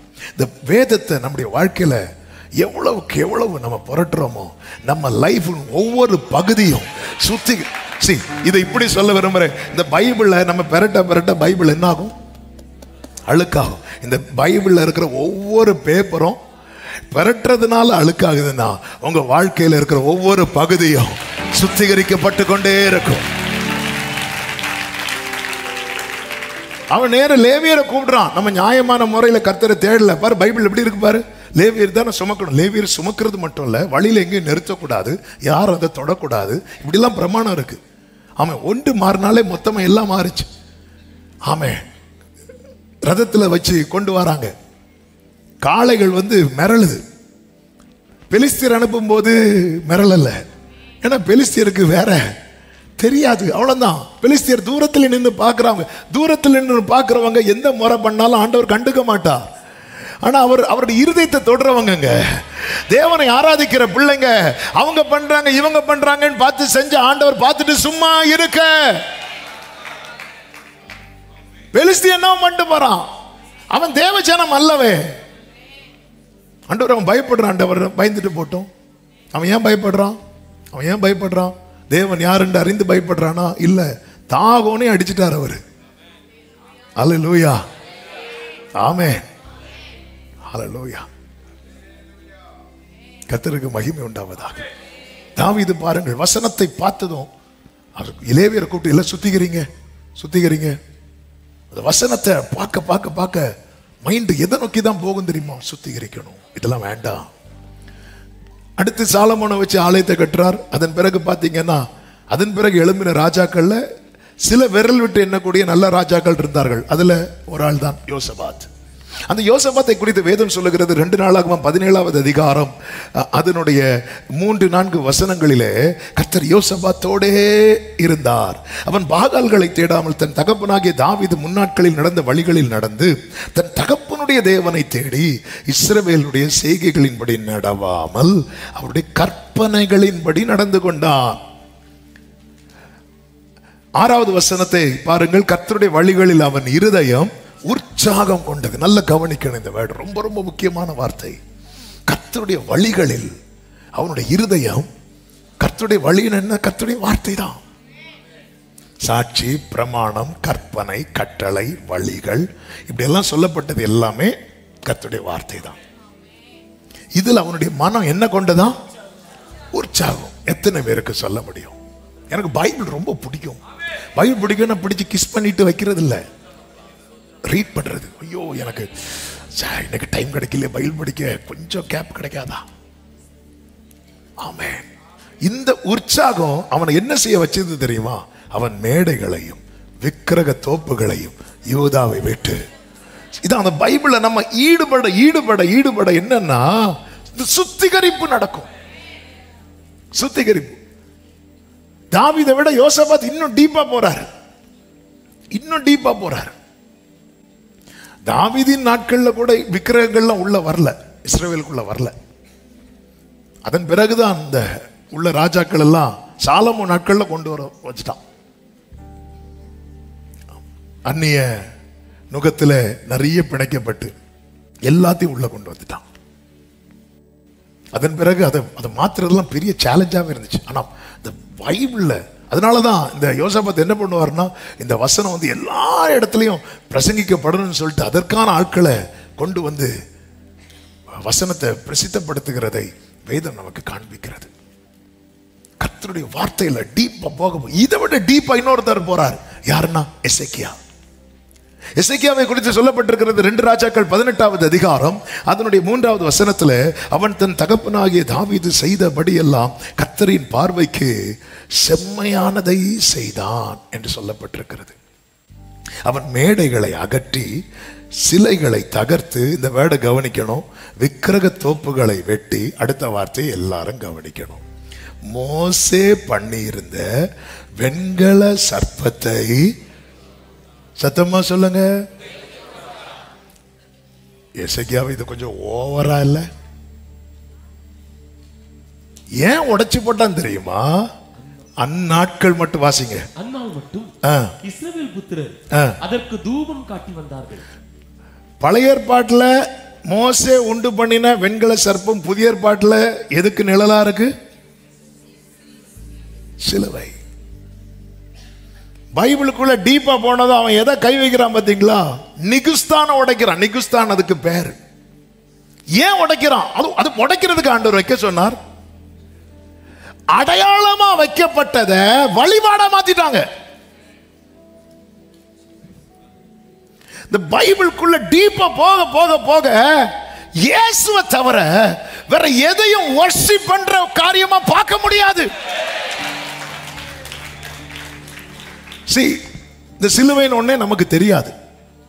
எப்படி தெரியும்? சிலுவைன்னு என்ன தெரியும்? நமக்கு தெரிஞ்ச மரண தண்டனை எல்லாம் தூக்கு கயிறு. அப்போ அந்த காலத்துல காட்டி தராங்க. இந்த சிலுவைன்னு வந்தாலே, ஜீசஸ் வந்ததும் அது அவருடைய அடையாளமா மாறிச்சு. அடையாளம் அது. சிலுவை வைக்கிறது தப்பு இல்லை. ஆனா அது வழிபாட மாறுதுன்னா அதை உடைச்சிடணும். இனி வராதாமே. நம்ம எல்லாம் தள்ளியே நிக்கிறோம். தள்ளி போக போக பெலிஸ்தியர் கூட்டத்தில் சேர்ந்துரும். உள்ள என்றாக பரிசுத்தவான்கள் கூட்டத்தில் இருப்போம். பெலிஸ்தியர் கூட்டத்தில் இருக்கல்ல தேவன் நம்மை அழைத்தது. ஆரம்பத்தில் இதை உடைக்கல. ஏன்னா அதை வழிபடல அவங்க. அது இருந்துட்டு போட்டோம். அது ஒரு அடையாளம், பார்த்தாலே தெரியும்பா அந்த காலத்துல. ஆமே. ஆனா அதை வழிபாடா மாத்துறாங்க பாருங்க. வழிபாடா மாத்துறாங்க பாருங்க.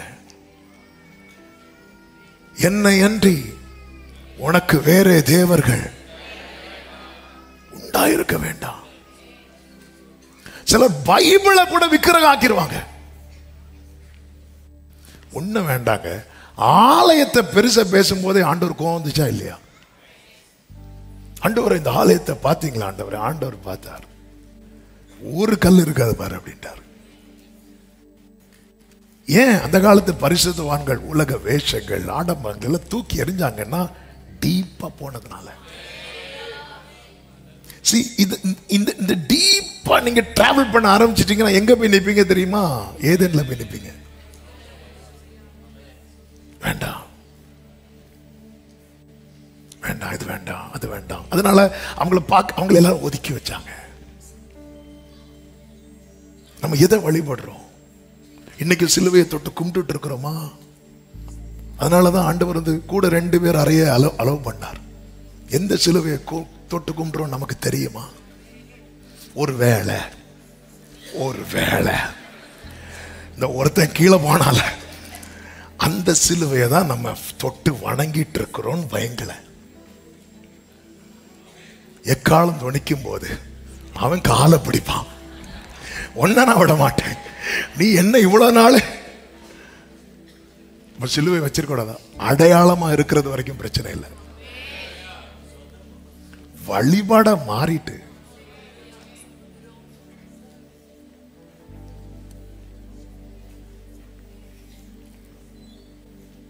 சிலுவை நமக்கு மேன்மை. ஆமென். சிலுவை நமக்கு அது பாக்கியம், அது மேன்மை. ஆனா நான் வந்து வர்ஷிப் பண்றது சிலுவையை அல்ல, சிலுவையில் அறையப்பட்ட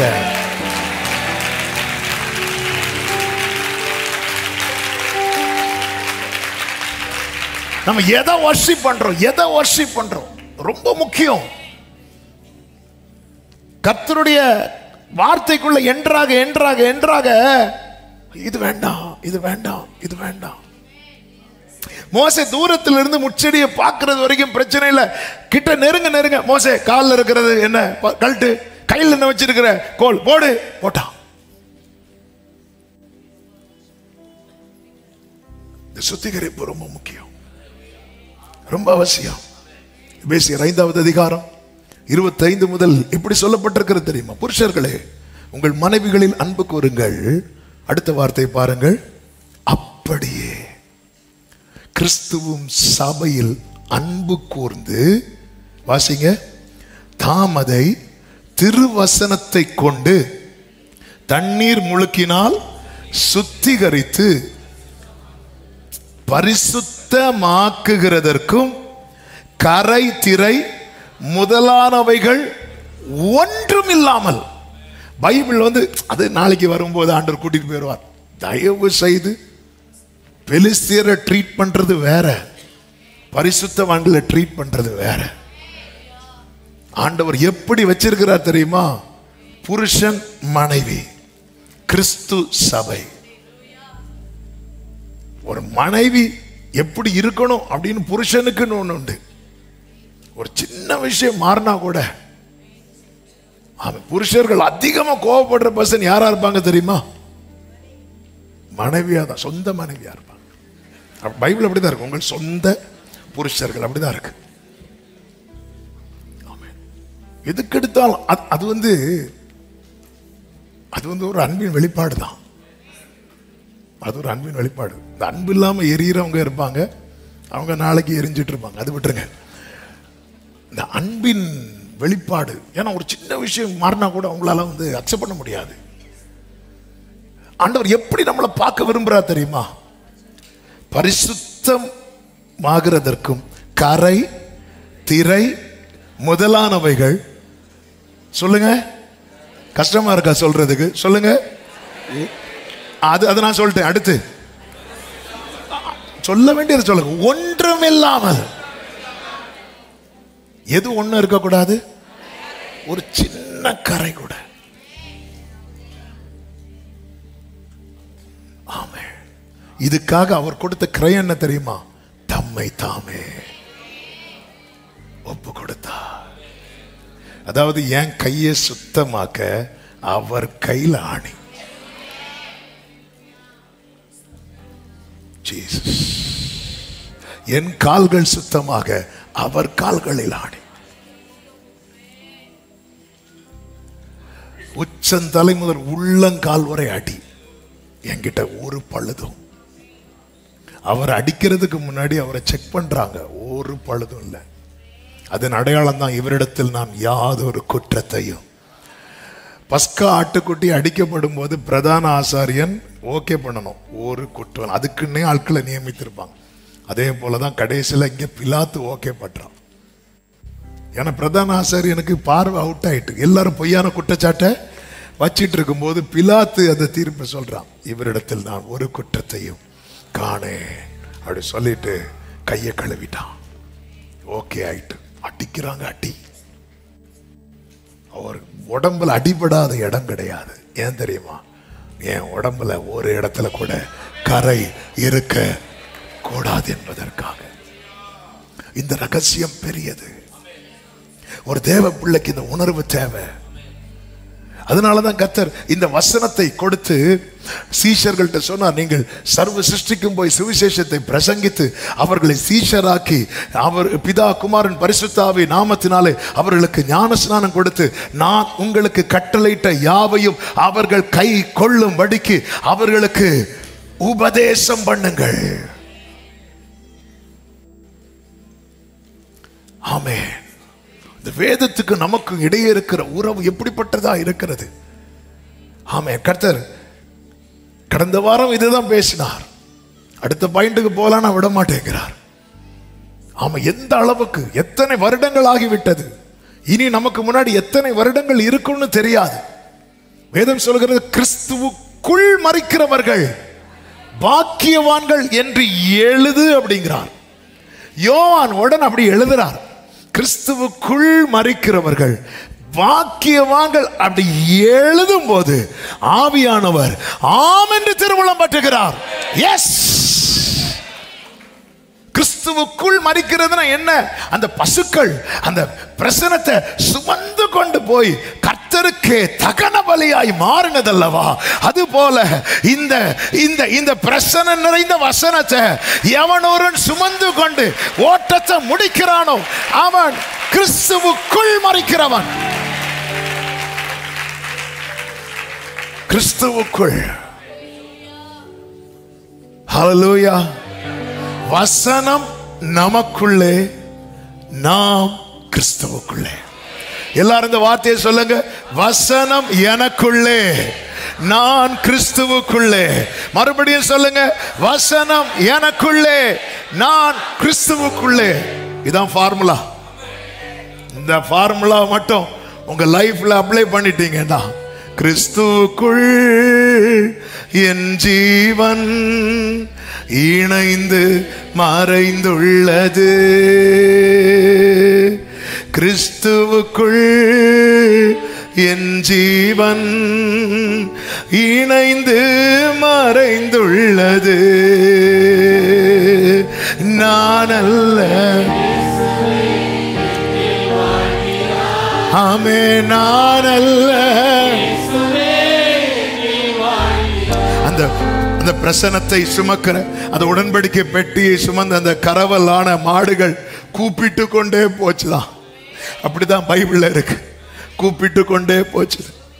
எப்படி கூப்பிட்டுருக்கோம்? அதுக்கு சத்தம் போட்டிருக்கோம். என்ன சொல்லியிருக்கும் தெரியுமா? ஆமா, இது நான் நடக்கல, நான் அங்கே இங்கே போகக்கூடியவன், ஆனா அவருடைய பெட்டி என் தோல்ல இருக்கு. நான் இன்னைக்கு நேரா நடக்கிறேன், நான் இன்னைக்கு செம்மையா நடக்கிறேன். ஹல்லேலூயா. இதுதாங்க நம்முடைய சாட்சி. மோசே எப்படி மோசே இந்த கேரக்டர் மாறிச்சு?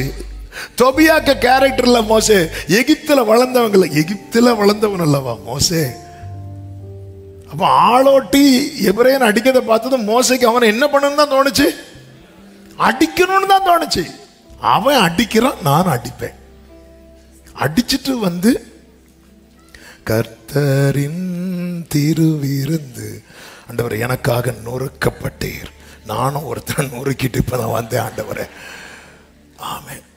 அவன் எகிப்துல இருந்தான், அவனை வெளியே கொண்டு வந்து வார்த்தை எத்தனை நாள் இரவு பகலா பேசி முகமுகமா பேச பேச பேச இப்ப ஆரோன்னு அகெயின்ஸ்டா பேசுறாங்க. அதாவது சிலர் இருக்கிறாங்க பாருங்க, நம்ம மோசமா இருக்கும் போது அமைதியா இருப்பாங்க, நம்ம திருந்திட்டோன்னு தெரிஞ்சிட்டுன்னு வைங்களேன், வந்து வந்து நிப்பாங்க. இப்ப அடிங்க, இப்ப அடிங்க, அப்ப கை விரு விருன்னு வரும். மோசைக்கு விரு விருன்னு வரல, ஏன்னா தொபியா கைட்டம்லாம் உள்ள இருந்து வெளியே போயிட்டு, உள்ள என்ன சட்டியில இருக்கிறது தானே. சில சொல்லுவாங்க பாரு, இன்னைக்கு திருவிருந்து எடுத்துட்டு வந்த, இல்லைன்னா தெரிஞ்சிருக்கும். ஏன்னா ஐட்டம் உள்ள இருக்கு, அது வெளியே வர்றதுக்கு 2 நாள் ஆகும். டியூஸ்டே, ஏன்னா சண்டே தான் உள்ள போட்டு ரசத்தோட கூட அதையும் விழுங்கி இனி அது கொஞ்சம் கொஞ்சமா வெளியே வரும். மண்டே வந்து அப்படி நினைவுல இருக்கும், மண்டையில நிற்கும். செவ்வாய் தோஷம், டியூஸ்டே வந்து அடிக்கும் பாருங்க.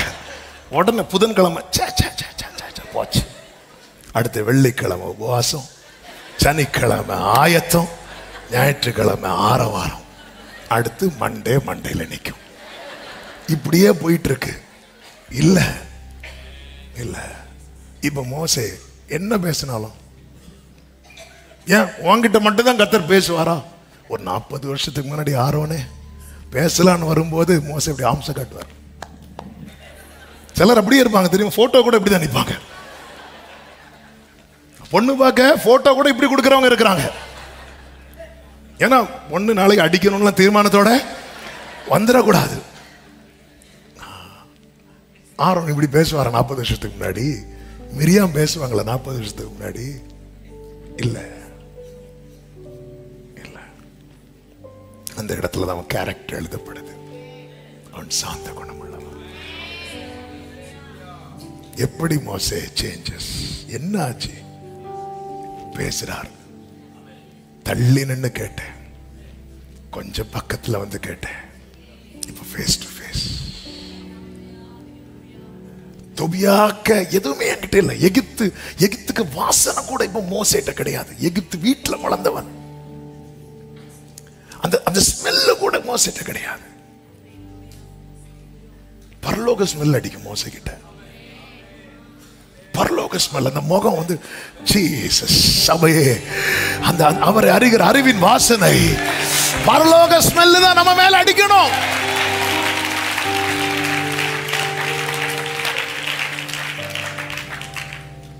ஆமென். இந்த வேதத்தோடு நெருங்க விரும்புறீங்களா? 5 ஜெபத்தை பண்ணுங்க. 5 ஜெபத்தை பண்ணுங்க. 5 ஜெபத்தை நான் சொல்லி ஜெபிக்கிறேன். 1, என் செவிகளை திறந்தருளும், என் செவிகளை திறந்தருளும்.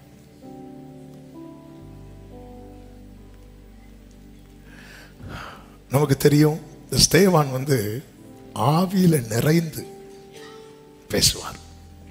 பழைய ஏற்பாட்டை எவ்வளவு பரிசுத்த ஆவியானவருடைய வெளிப்பாட்டோடு பேசுவார் தெரியுமா? நீங்க அப்போஸ்தலர் 7வது அதிகாரம் வீட்டில் போய் படிங்க.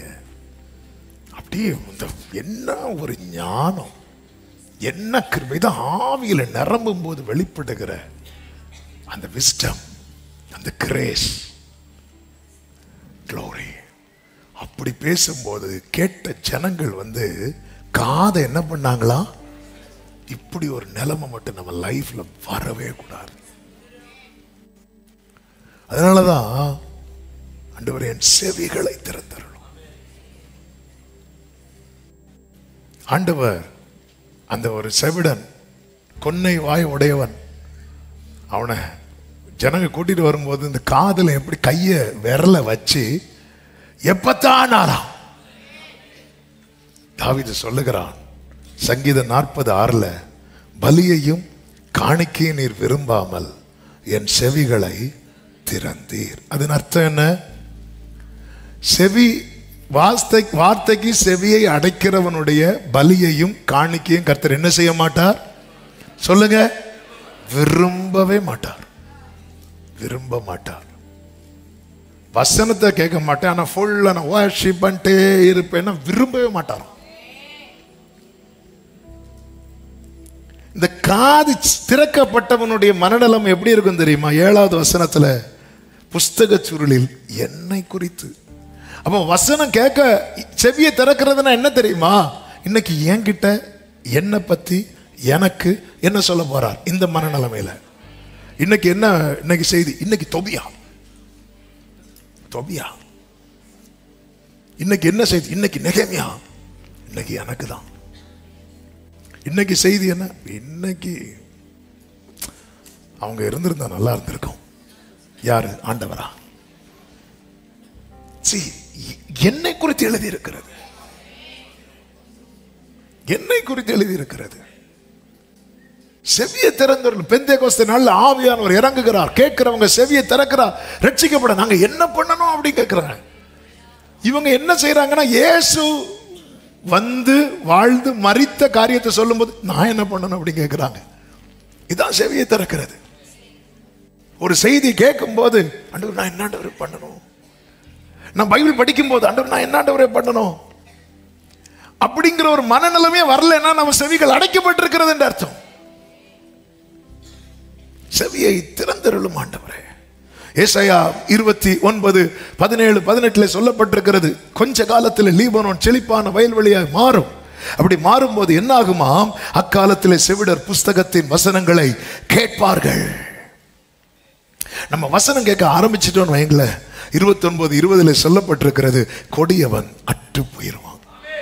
நமக்குள்ள அந்த மோசமான கேரக்டர் இருக்கும் பாருங்க. நான் ஸ்பிரிச்சுவல் பார்வையில் சொல்றேன். இந்த சேவி எனக்கு என்கிட்ட தான் பேசுறார். இந்த மனநிலையில வசனத்தை கேட்க பழகிட்டோம்னா, வசனத்தை படிக்க பழகிட்டோம்னா, நமக்குள்ள இருக்கிற அந்த மோசமான உங்ககிட்ட இருக்கிறதுல மோசமான கேரக்டர் என்ன சொல்ல வேண்டாம்.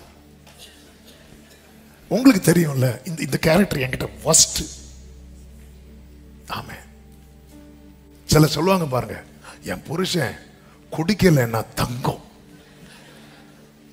குடிச்சா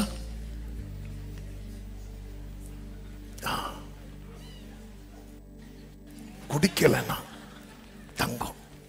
நீங்க அப்ப குடிக்காம இருக்கும்போது கொண்டு போய் அடை வச்சிருங்க.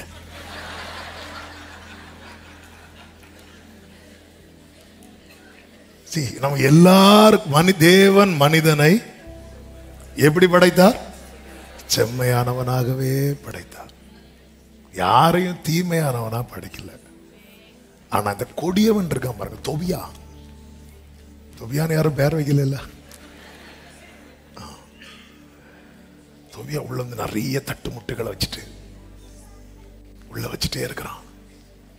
இந்த வசனத்தை கேட்க பழகிட்டோம்னா இந்த கொடியவன் அற்று போயிடுவான், அற்று போயிடுவான். ஆமா, என்னுடைய கேரக்டர் சேஞ்ச் ஆகணும்னு நான் விரும்புறேன்னு சொல்றவங்க மட்டும் ஆமேன்னு சொல்லுங்க. எதுக்கு ஆமேன்னு சொன்னீங்க? ஆமா, கேரக்டர் நமக்கு தெரியுங்க, நமக்கு தெரியும். ஆமே, எப்படிங்க இருக்கிறோம், எப்படிங்க இருக்கும்? கோபத்துல சில கோபத்தில் வீட்டில் உள்ள பொருளை உடைச்சிட்டு லோன் போட்டு பொருளை வாங்கி வீட்டில் வைப்பாங்க. இதில் தேவையா? அந்த மோசமான கேரக்டர். அந்த கொடியவன்லாம் அற்று போகணும். இந்த கொடியவன் ஒருத்தங்களுக்குள்ளே இருக்கிற அந்த கொடியவன் அற்று போயிட்டான்னா அந்த குடும்பம் ரட்சிக்கப்படும். அந்த கொடியவன் அற்று போகாம நீங்க தலைகீழா நின்று பாஸ்டிங் இருந்தாலும் குடும்பம் தூரமாக தான் போகும். பிள்ளைங்களை கொண்டு வர முடியாது. ஆமே, இந்த கொடியவன் அற்று போகணும். இந்த வசனம் உள்ள போகணும். வசனம் உள்ள போயிட்டுனா அது வேலையை பார்த்துரும். ஆமே, ஆண்டவரை மேல இருந்து தள்ளிவிட பார்த்த சாத்தான வசனத்தை வச்சு அப்புறப்படுத்தினார். ஆண்டவர் கட்டுத்தாரார். உனக்குள்ள வசனம் இருந்துச்சுன்னா சாத்தான் என்ன கொண்டு வந்தாலும் உனக்குள்ளிருந்து வசனம் புறப்பட்டு அவன் அடிச்சு. ஆமே, செவியை திறந்தருளும். 2, இருதயத்தை திறந்தருளும். என் இருதயத்தை திறந்தருளும். எதுக்கு தெரியுமா? விசுவாசித்து ஏற்றுக்கொள்ளுகிற நிலைமை. இருதயத்தை திறந்தருளும்னா விசுவாசித்து அதை அப்படியே ஏற்றுக்கொள்ளணும். எஸ், கரெக்ட் தான். சொல்லுங்க, இந்த வேர்டை சொல்லுங்க. கரெக்ட் தான் சொல்லுங்க. அவர் என்ன சொன்னாலும் கரெக்ட் தான். ஆமே, கரெக்ட் தான்ப்பா, கரெக்ட் தான். அவர் என்ன சொல்ல கரெக்ட் தான் இப்படி சொல்லிடணும் அவர்கிட்ட. இதுக்கு என் இருதயத்தை திறந்தருளும். அப்போஸ்தலர் 16 அதிகாரம் 13, 14 வசனங்கள்ல பவுல் போய் ஒரு ஆற்றின் அருகே உட்கார்ந்திருந்து அங்கே சில ஸ்திரீகள் வருவாங்க. பவுல் பிரீச் பண்ணுவார். அப்படி பிரீச் பண்ணும்போது 14வது வசனத்தில் லீதியாள் என்னும் பெயர் உள்ள ஒரு ஸ்திரீ வந்து கேட்டுக்கொண்டிருந்தாள். பவுல் சொல்லியவைகளை கவனிக்கும்படி கர்த்தர் அவள் இருதயத்தை. அப்போ தேவன் இருதயத்தை என்ன செய்வாராம்? அவ கேட்டுட்டே இருக்கிறான். அவ திறந்ததும் 15வது வசனத்தை பாருங்கள். அவளும் அவள் வீட்டாரும் ஞான ஸ்நானம் பெற்று அதன் பிறகு அவள் வீட்டை திறந்து கொடுக்கிறாள் ஊழியத்துக்கு. நம்ம இருதயம் ஓப்பன் ஆயிட்டு வைங்கள, நம்ம வீடு காஸ்பலுக்காக ஓப்பன் ஆகும். இருதயத்தை திறந்துடணும். 3வது, இது ரொம்ப முக்கியமான ஜெபம். நொறுங்குண்ட இருதயத்தை எனக்கு தாரும். எதுக்கு அப்படின்னா ஏசாயா 66:2 சொல்லப்பட்டிருக்கிறது, என்னுடைய கரம் இவைகளெல்லாம் சிருஷ்டித்ததினாலே இவைகளெல்லாம் உண்டாயின என்று கர்த்தர் சொல்லுகிறார். ஆனாலும் சிறுமைப்பட்டு ஆவியில் நொறுங்குண்டு என் வசனத்துக்கு. எதுக்கு நொறுங்குண்ட இருதயத்தை தாங்கன்னு கேட்கணும்னா, எப்பவுமே இந்த பைபிள் படிக்கும் போது நமக்குள்ள என்ன இருக்கணும் தெரியுமா? தேவ பயம் இருக்கணும். தேவ பயம் எப்பவுமே. அந்த பயம் இருந்தா பைபிளை நம்ம வந்து சும்மா படிக்கவே மாட்டோம். ஆமென். ஹல்லேலூயா, ஹல்லேலூயா, ஆமென். Thank you Jesus. அதாவது ரொம்ப பிரியமானவங்க நமக்கு ஒரு லெட்டர் போட்டாங்கன்னா ஆசையா தரப்போல சந்தோஷமா வாங்கி தரோம். திடீர்னு போஸ்ட் வருது, ஒரு வக்கீல் நோட்டீஸ் வருது, ஒரு பயம் வருமா? வரும். இப்படி எல்லாமே அடங்கினது தான் என்ன தெரியுமா? பைபிள். நான் எவ்வளவுதான் களி கூர்ந்தாலும் எனக்குள்ளே அந்த ஒரு தெய்வ பயம் இருந்துட்டே இருக்கணும். ஏன்னா கர்த்தருக்கு பயந்து அவர் வழிகளில் அப்ப இந்த கர்த்தருக்கு பயப்படுகிற பயம் ஒருத்தனை விட்டு போயிட்டுனா அவன் அவர் வழிகளில் நடக்கிறதுக்கு என்ன செய்வான்? யோசிப்பான். புரியும்படி சொல்றேன். இந்த சீமை தாவீதை கல்லை தூக்கி போட்டு சபிப்பான். தாவீது திரும்பி வரும்போது சீமையை மன்னிப்பு கேட்பான். தாவீது கொல்ல மாட்டார். ஆனா தாவீது மரிக்கிறதுக்கு முன்னாடி சாலமோனை கூப்பிட்டு சொல்லுவாரு, நீ அவன்கிட்ட கொஞ்சம் கேர்ஃபுல்லா இருந்துக்கோ, அவன் கேரக்டர் வந்து எப்போ கல்லை தூக்கி எரிவான் தெரியும், அது ஞானமா இருந்துக்கோ, ஒவ்வொருத்தரும் எப்படி உனக்கு யாரை உனக்குள்ள எல்லைக்குள்ள விடணும், யாரை எல்லைக்குள்ள விடக்கூடாது, அதில் ஞானமா இருந்துக்கோ சொல்லிட்டு போயிட்டார். அதே போல சாலமோன் சீமையை கூப்பிட்டு சொல்லுவார், எங்க அப்பா ப்ராமிஸ் பண்ணிட்டாங்க, அதனால எனக்கு உன்னை கை வைக்க முடியாது, அதனால நீ எருசலேம்ல இரு, அந்த நதியை தாண்டி நீ என்ன பண்ணிடக்கூடாது, வந்துடக்கூடாது, அது வந்தா உன் உயிர் வந்து அவுட் ஆயிரும், இதான் அவன் கண்டிஷன். அவன் வந்து அநேக நாள் அப்படி இருந்தானா, பயந்து பயந்து பயந்து பயந்தது, அந்த எல்லையை தாண்டாம அப்படியே இருந்தான். நாள் போக போக போக அவனுக்குள்ள என்ன போயிட்டு தெரியுமா? பயம் போயிட்டு. பயம் போனதும் இவனுடைய ஆட்கள் எல்லை தாண்டி போயிட்டாங்க. ஆளு முக்கியமா உயிர் முக்கியமா? ஆனா இவன் அந்த ஆட்களை தேடி எல்லாம் தாண்டி போயிட்டான். ரீசன் என்ன தெரியுமா? அவனை விட்டு எது போயிட்டு, இந்த பைபிளோடு நம்ம ரொம்ப பழக பழக பழக நம்ம ரொம்ப கவனிக்க வேண்டிய ஒரு காரியம் என்ன தெரியுமா? அந்த பயம் போயிடும். எல்லா பயம், நரகத்தை குறித்த பயம், அந்த பயம், இந்த பயம், அதெல்லாம் போட்டோம், அது போனோம். ஆனா தேவனை குறித்த பயம் இருக்குல்ல, அது ரொம்ப முக்கியம். இயேசு அவருடைய மகன். ஆனா நீங்க பைபிள்ல இயேசுவுக்கும் பிதாவுக்கும் இடையே இருக்கிற நிறைய கான்வர்சேஷனை பார்த்தீங்கன்னா தெரியும். நிறைய இடத்துல இயேசு அவர் பக்கத்தில் இருந்துட்டு ஆண்டவர் தான் சொல்லுவார், கர்த்தர் தான் சொல்லுவார். இப்படிதான். அந்த ரெஸ்பெக்ட், இந்த பயம்ங்கிறது ஐயோ அடிச்சிருவாரு, கண்ணை குத்திரு, அந்த பயம் இல்லை. அந்த நான் பிதாவானால் எனக்குரிய கனம் எங்கே, இந்த பயம். பைபிள் இது எடுத்த உடனே ஒரு தரப்பு, அது ரெண்டா கையில வரும், அப்புறம் ஒட்டி வைக்கிறது இல்ல. அதுக்காக நீங்க அதுக்கு முன்னாடி நின்று சிலர் வந்து ஒண்ணு இந்த அர்த்தம் அப்படி அல்ல. அது ரெஸ்பெக்ட். அப்பா பேசுறாரு, இன்னைக்கு அவர் என்கிட்ட ஏதோ சொல்ல விரும்புறார். ஆமென். பயத்தோடு நொறுங்குண்ட இருதயம். இந்த நொறுங்குண்ட இருதயத்தை கர்த்தர் என்ன செய்ய மாட்டார் தெரியுமா? புறக்கணிக்கவே மாட்டார். நாலாவது, தினந்தோறும் வேதத்தை ஆராய கிருபை. தினந்தோறும், டெய்லி. பைபிள் படிக்கிறது இல்ல, பைபிள டெய்லி. ஆமென், ஆமென். பெரோயா பட்டணத்தார் தினந்தோறும் என்ன பண்ணாங்களா? வேத வாக்கியங்களை ஆராய்ந்தாங்க. அதனால அவங்க கேரக்டர் மாறிச்சு. Daily daily Bible meditation. என்ன பண்ண வச்சிருங்க ஆண்டவரே, ஆமா என்ன பண்ண வச்சிருங்கப்பா. நான் படிச்சுட்டு வெளியே போற வசனம் என் கூடவே டிராவல் ஆகணும் ஆண்டவர். அந்த டே ஃபுல்லா என் பக்கத்துல யார் வந்து பேசினாலும் அதை பத்தி 2 வார்த்தை சொல்லணும் ஆண்டவரே. ஆமென், ஹல்லேலூயா. ஐந்தாவது, யாக்கோபு 1:22 சொல்லப்பட்டிருக்கிறது, நீங்கள் உங்களை வஞ்சியாதபடிக்கு திருவசனத்தை கேட்கிறவர்களாய் மாத்திரமல்ல, அதன்படி செய்கிறவர்களாயும் இருங்கள்.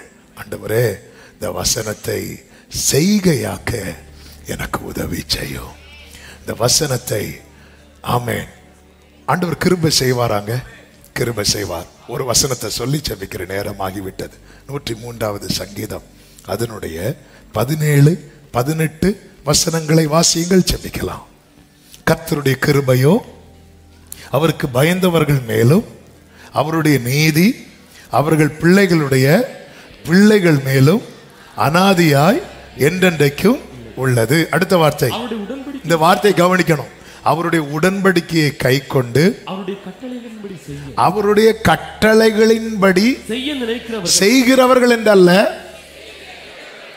செய்ய நினைக்கிறவர்கள். ஒருத்தன் செய்யணும்னு நினைக்கிறான் தெரியுமா, அவன் மேல கர்த்தர் என்ன வைக்கிறார் தெரியுமா? கிருபை. அந்த கிருபையை வச்சிட்டாருன்னா அவன் செஞ்சிருவான். ஏன்னா ஆண்டவருக்கு தெரியும் இந்த மாம்சம் என்ன உள்ளது, பலவீனம் உள்ளது. ஆனா நான் என்ன, இது அதுக்குதான் இந்த ஜெபங்கள்.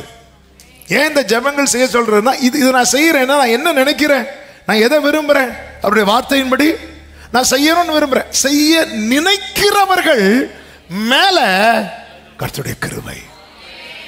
இந்த வசனத்தின்படி நான் செய்யணும்னு நினைக்கும் போது என் மேல கர்த்தர் இதை செய்யறதுக்கு எவ்வளவு கிருபை வேணுமோ அவ்வளவு கிருபையை தருவார். அப்படி கிருபையை நான் பெற்றுக்கொள்ளும் போது என் தலைமுறை மேல கர்த்தருடைய நீதி இருக்கும். அந்த நீதி என்ன தெரியுமா? ஆபிரகாம் கீழ்ப்படிந்ததுனால ஈசாக்கு நான் உன்னை பிளஸ் பண்ணுவேன். யாக்கோபே நீ படுத்திருக்கிற பூமியை நான் உனக்கு தருவேன். ஆண்டவரே என் செவிகளை திறந்தருளும், என் இருதயத்தை திறந்தருளும், நொறுங்குண்ட இருதயத்தை எனக்கு தாரும்.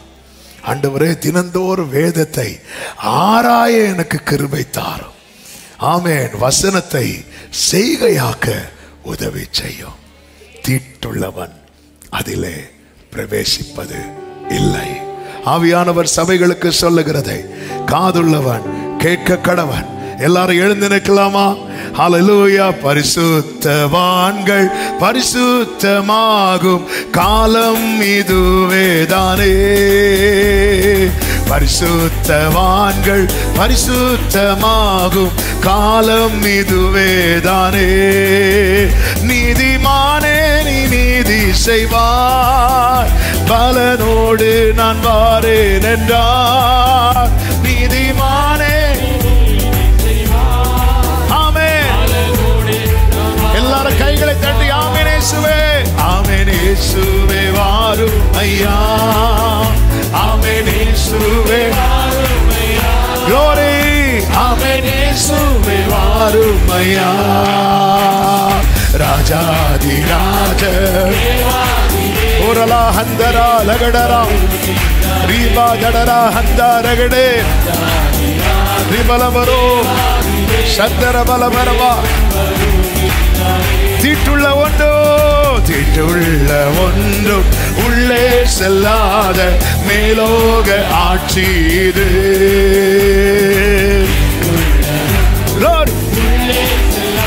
ஆமென். துக்கம் நோயும் அங்கே இல்லையே. ஆமென். பசி தாகமும் அங்கே இல்லையே. ஏரே மாமா கதரா ஹந்தா ரகடே glory. பேரும் அல்லேலூயா முழக்கமே, பேரும் அல்லேலூயா முழக்கமே, பேரும் அல்லேலூயா முழக்கமே. ஓ விருந்தாகும் இந்த ஆராதனையை தந்துமே மகிழ செய்தார். விருந்தாகும் இந்த ஆமென் glory. மத்திய வானத்தில் ஓர் இருந்து சிறப்பாகவே மட்டும் மருந்த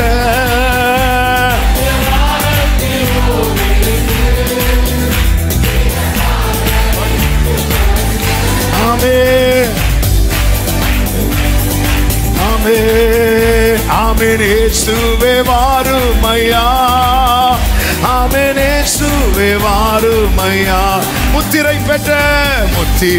பெற்ற சுத்தர் எல்லாரும் வெண்ணங்கி தரித்தவரா.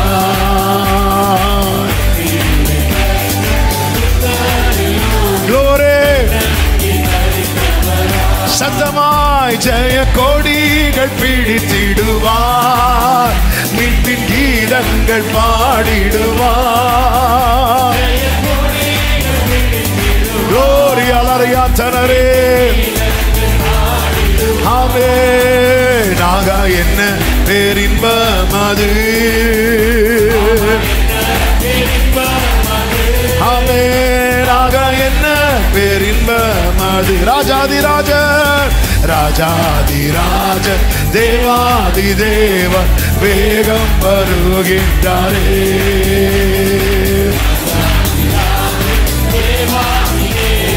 வேகம் வருகின்றாரே. நம் இயேசு ராஜா வருவார், எந்த சுத்தரை சேருங்கள் என்பார். ஹல்லேலூயா. ஒரே சத்தமாய் ஆகா நாம் அங்கே அங்கு சேர்ந்திடுவோம். ஆகா நாம் அங்கு சேர்ந்திடுவோம். ஆகா நாம் அங்கு சேர்ந்திடுவோம்.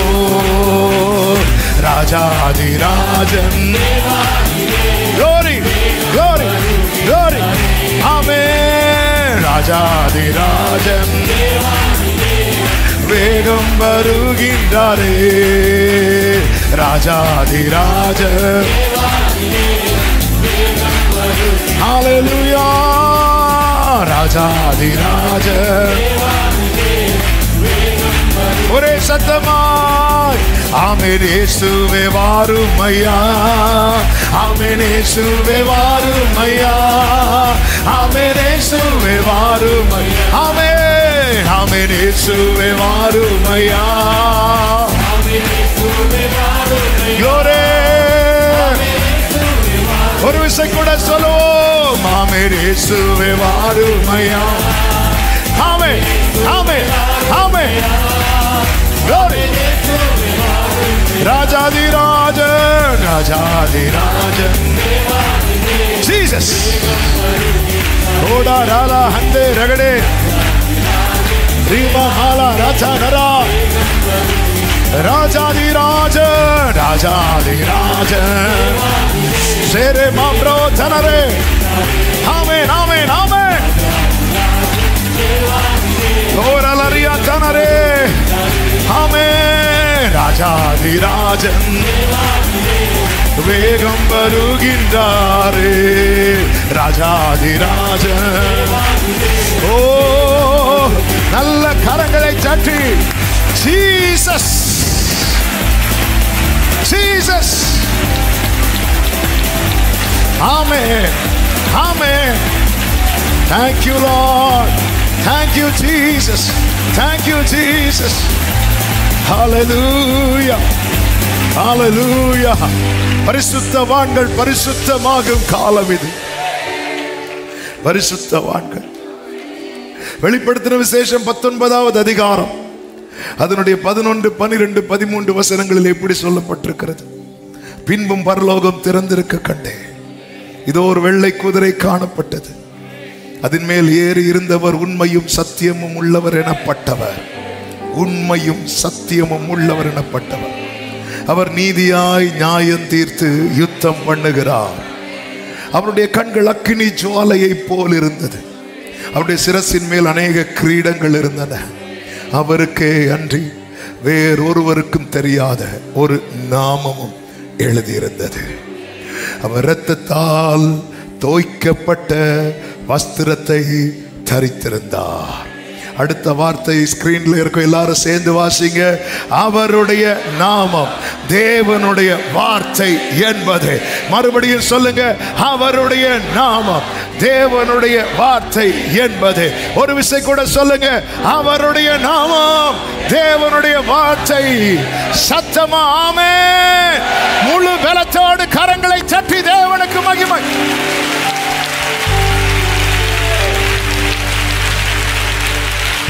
ஹalleluya ஹalleluya. வார்த்தையானவரே, ஆதியில் இருந்தவரே, எனக்காய் வந்தவரே,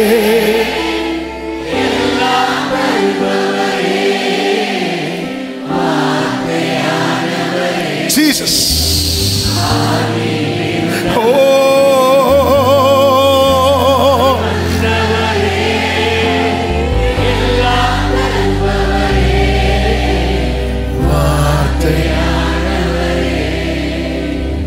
Hallelujah, hallelujah.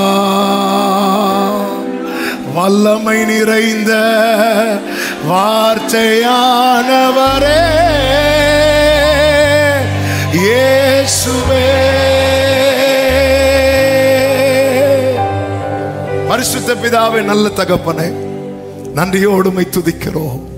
உம்முடைய பிரசன்னத்துக்காக நன்றி. கிருபையாய் உங்கள் சமூகத்தில் எங்களை கூடி வர செய்து பாட, துதிக்க, ஆராதிக்க, ஜெபிக்க வைத்த அன்புக்காக ஸ்தோத்திரம். எங்களோடு பேசினீர் வார்த்தையானவரே. உங்க வார்த்தையினாலதான் நாங்க சுத்திகரிக்கப்படுகிறோம். ஆண்டவரே இன்னும் இன்னும் இன்னும்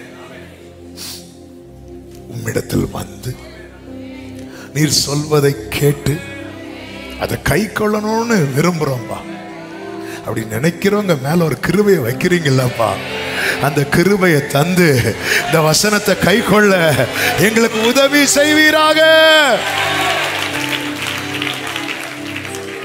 உதவி செய்வீராக. என்னை உருவாக்கி உந்தன்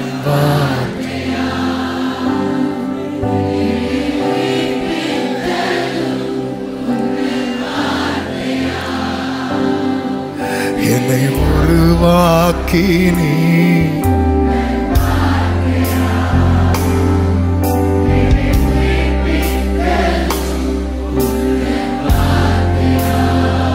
கைகளை உயர்த்தி என்னை ஆற்றி தேற்றினே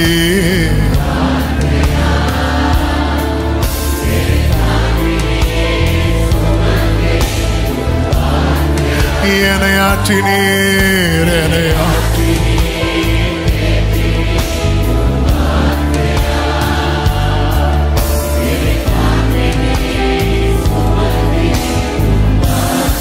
வார்த்தையானவரே வார்த்தையானவரே ஆதியில் இருந்தவரே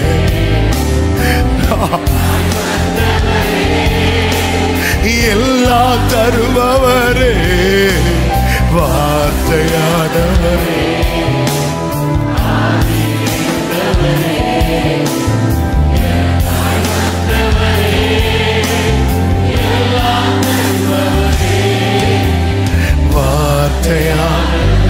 அர்ப்பணிக்கிற ஆண்டவரே, இந்த வார்த்தை எங்கள் வாழ்க்கையாக கிருபை செய்யும்.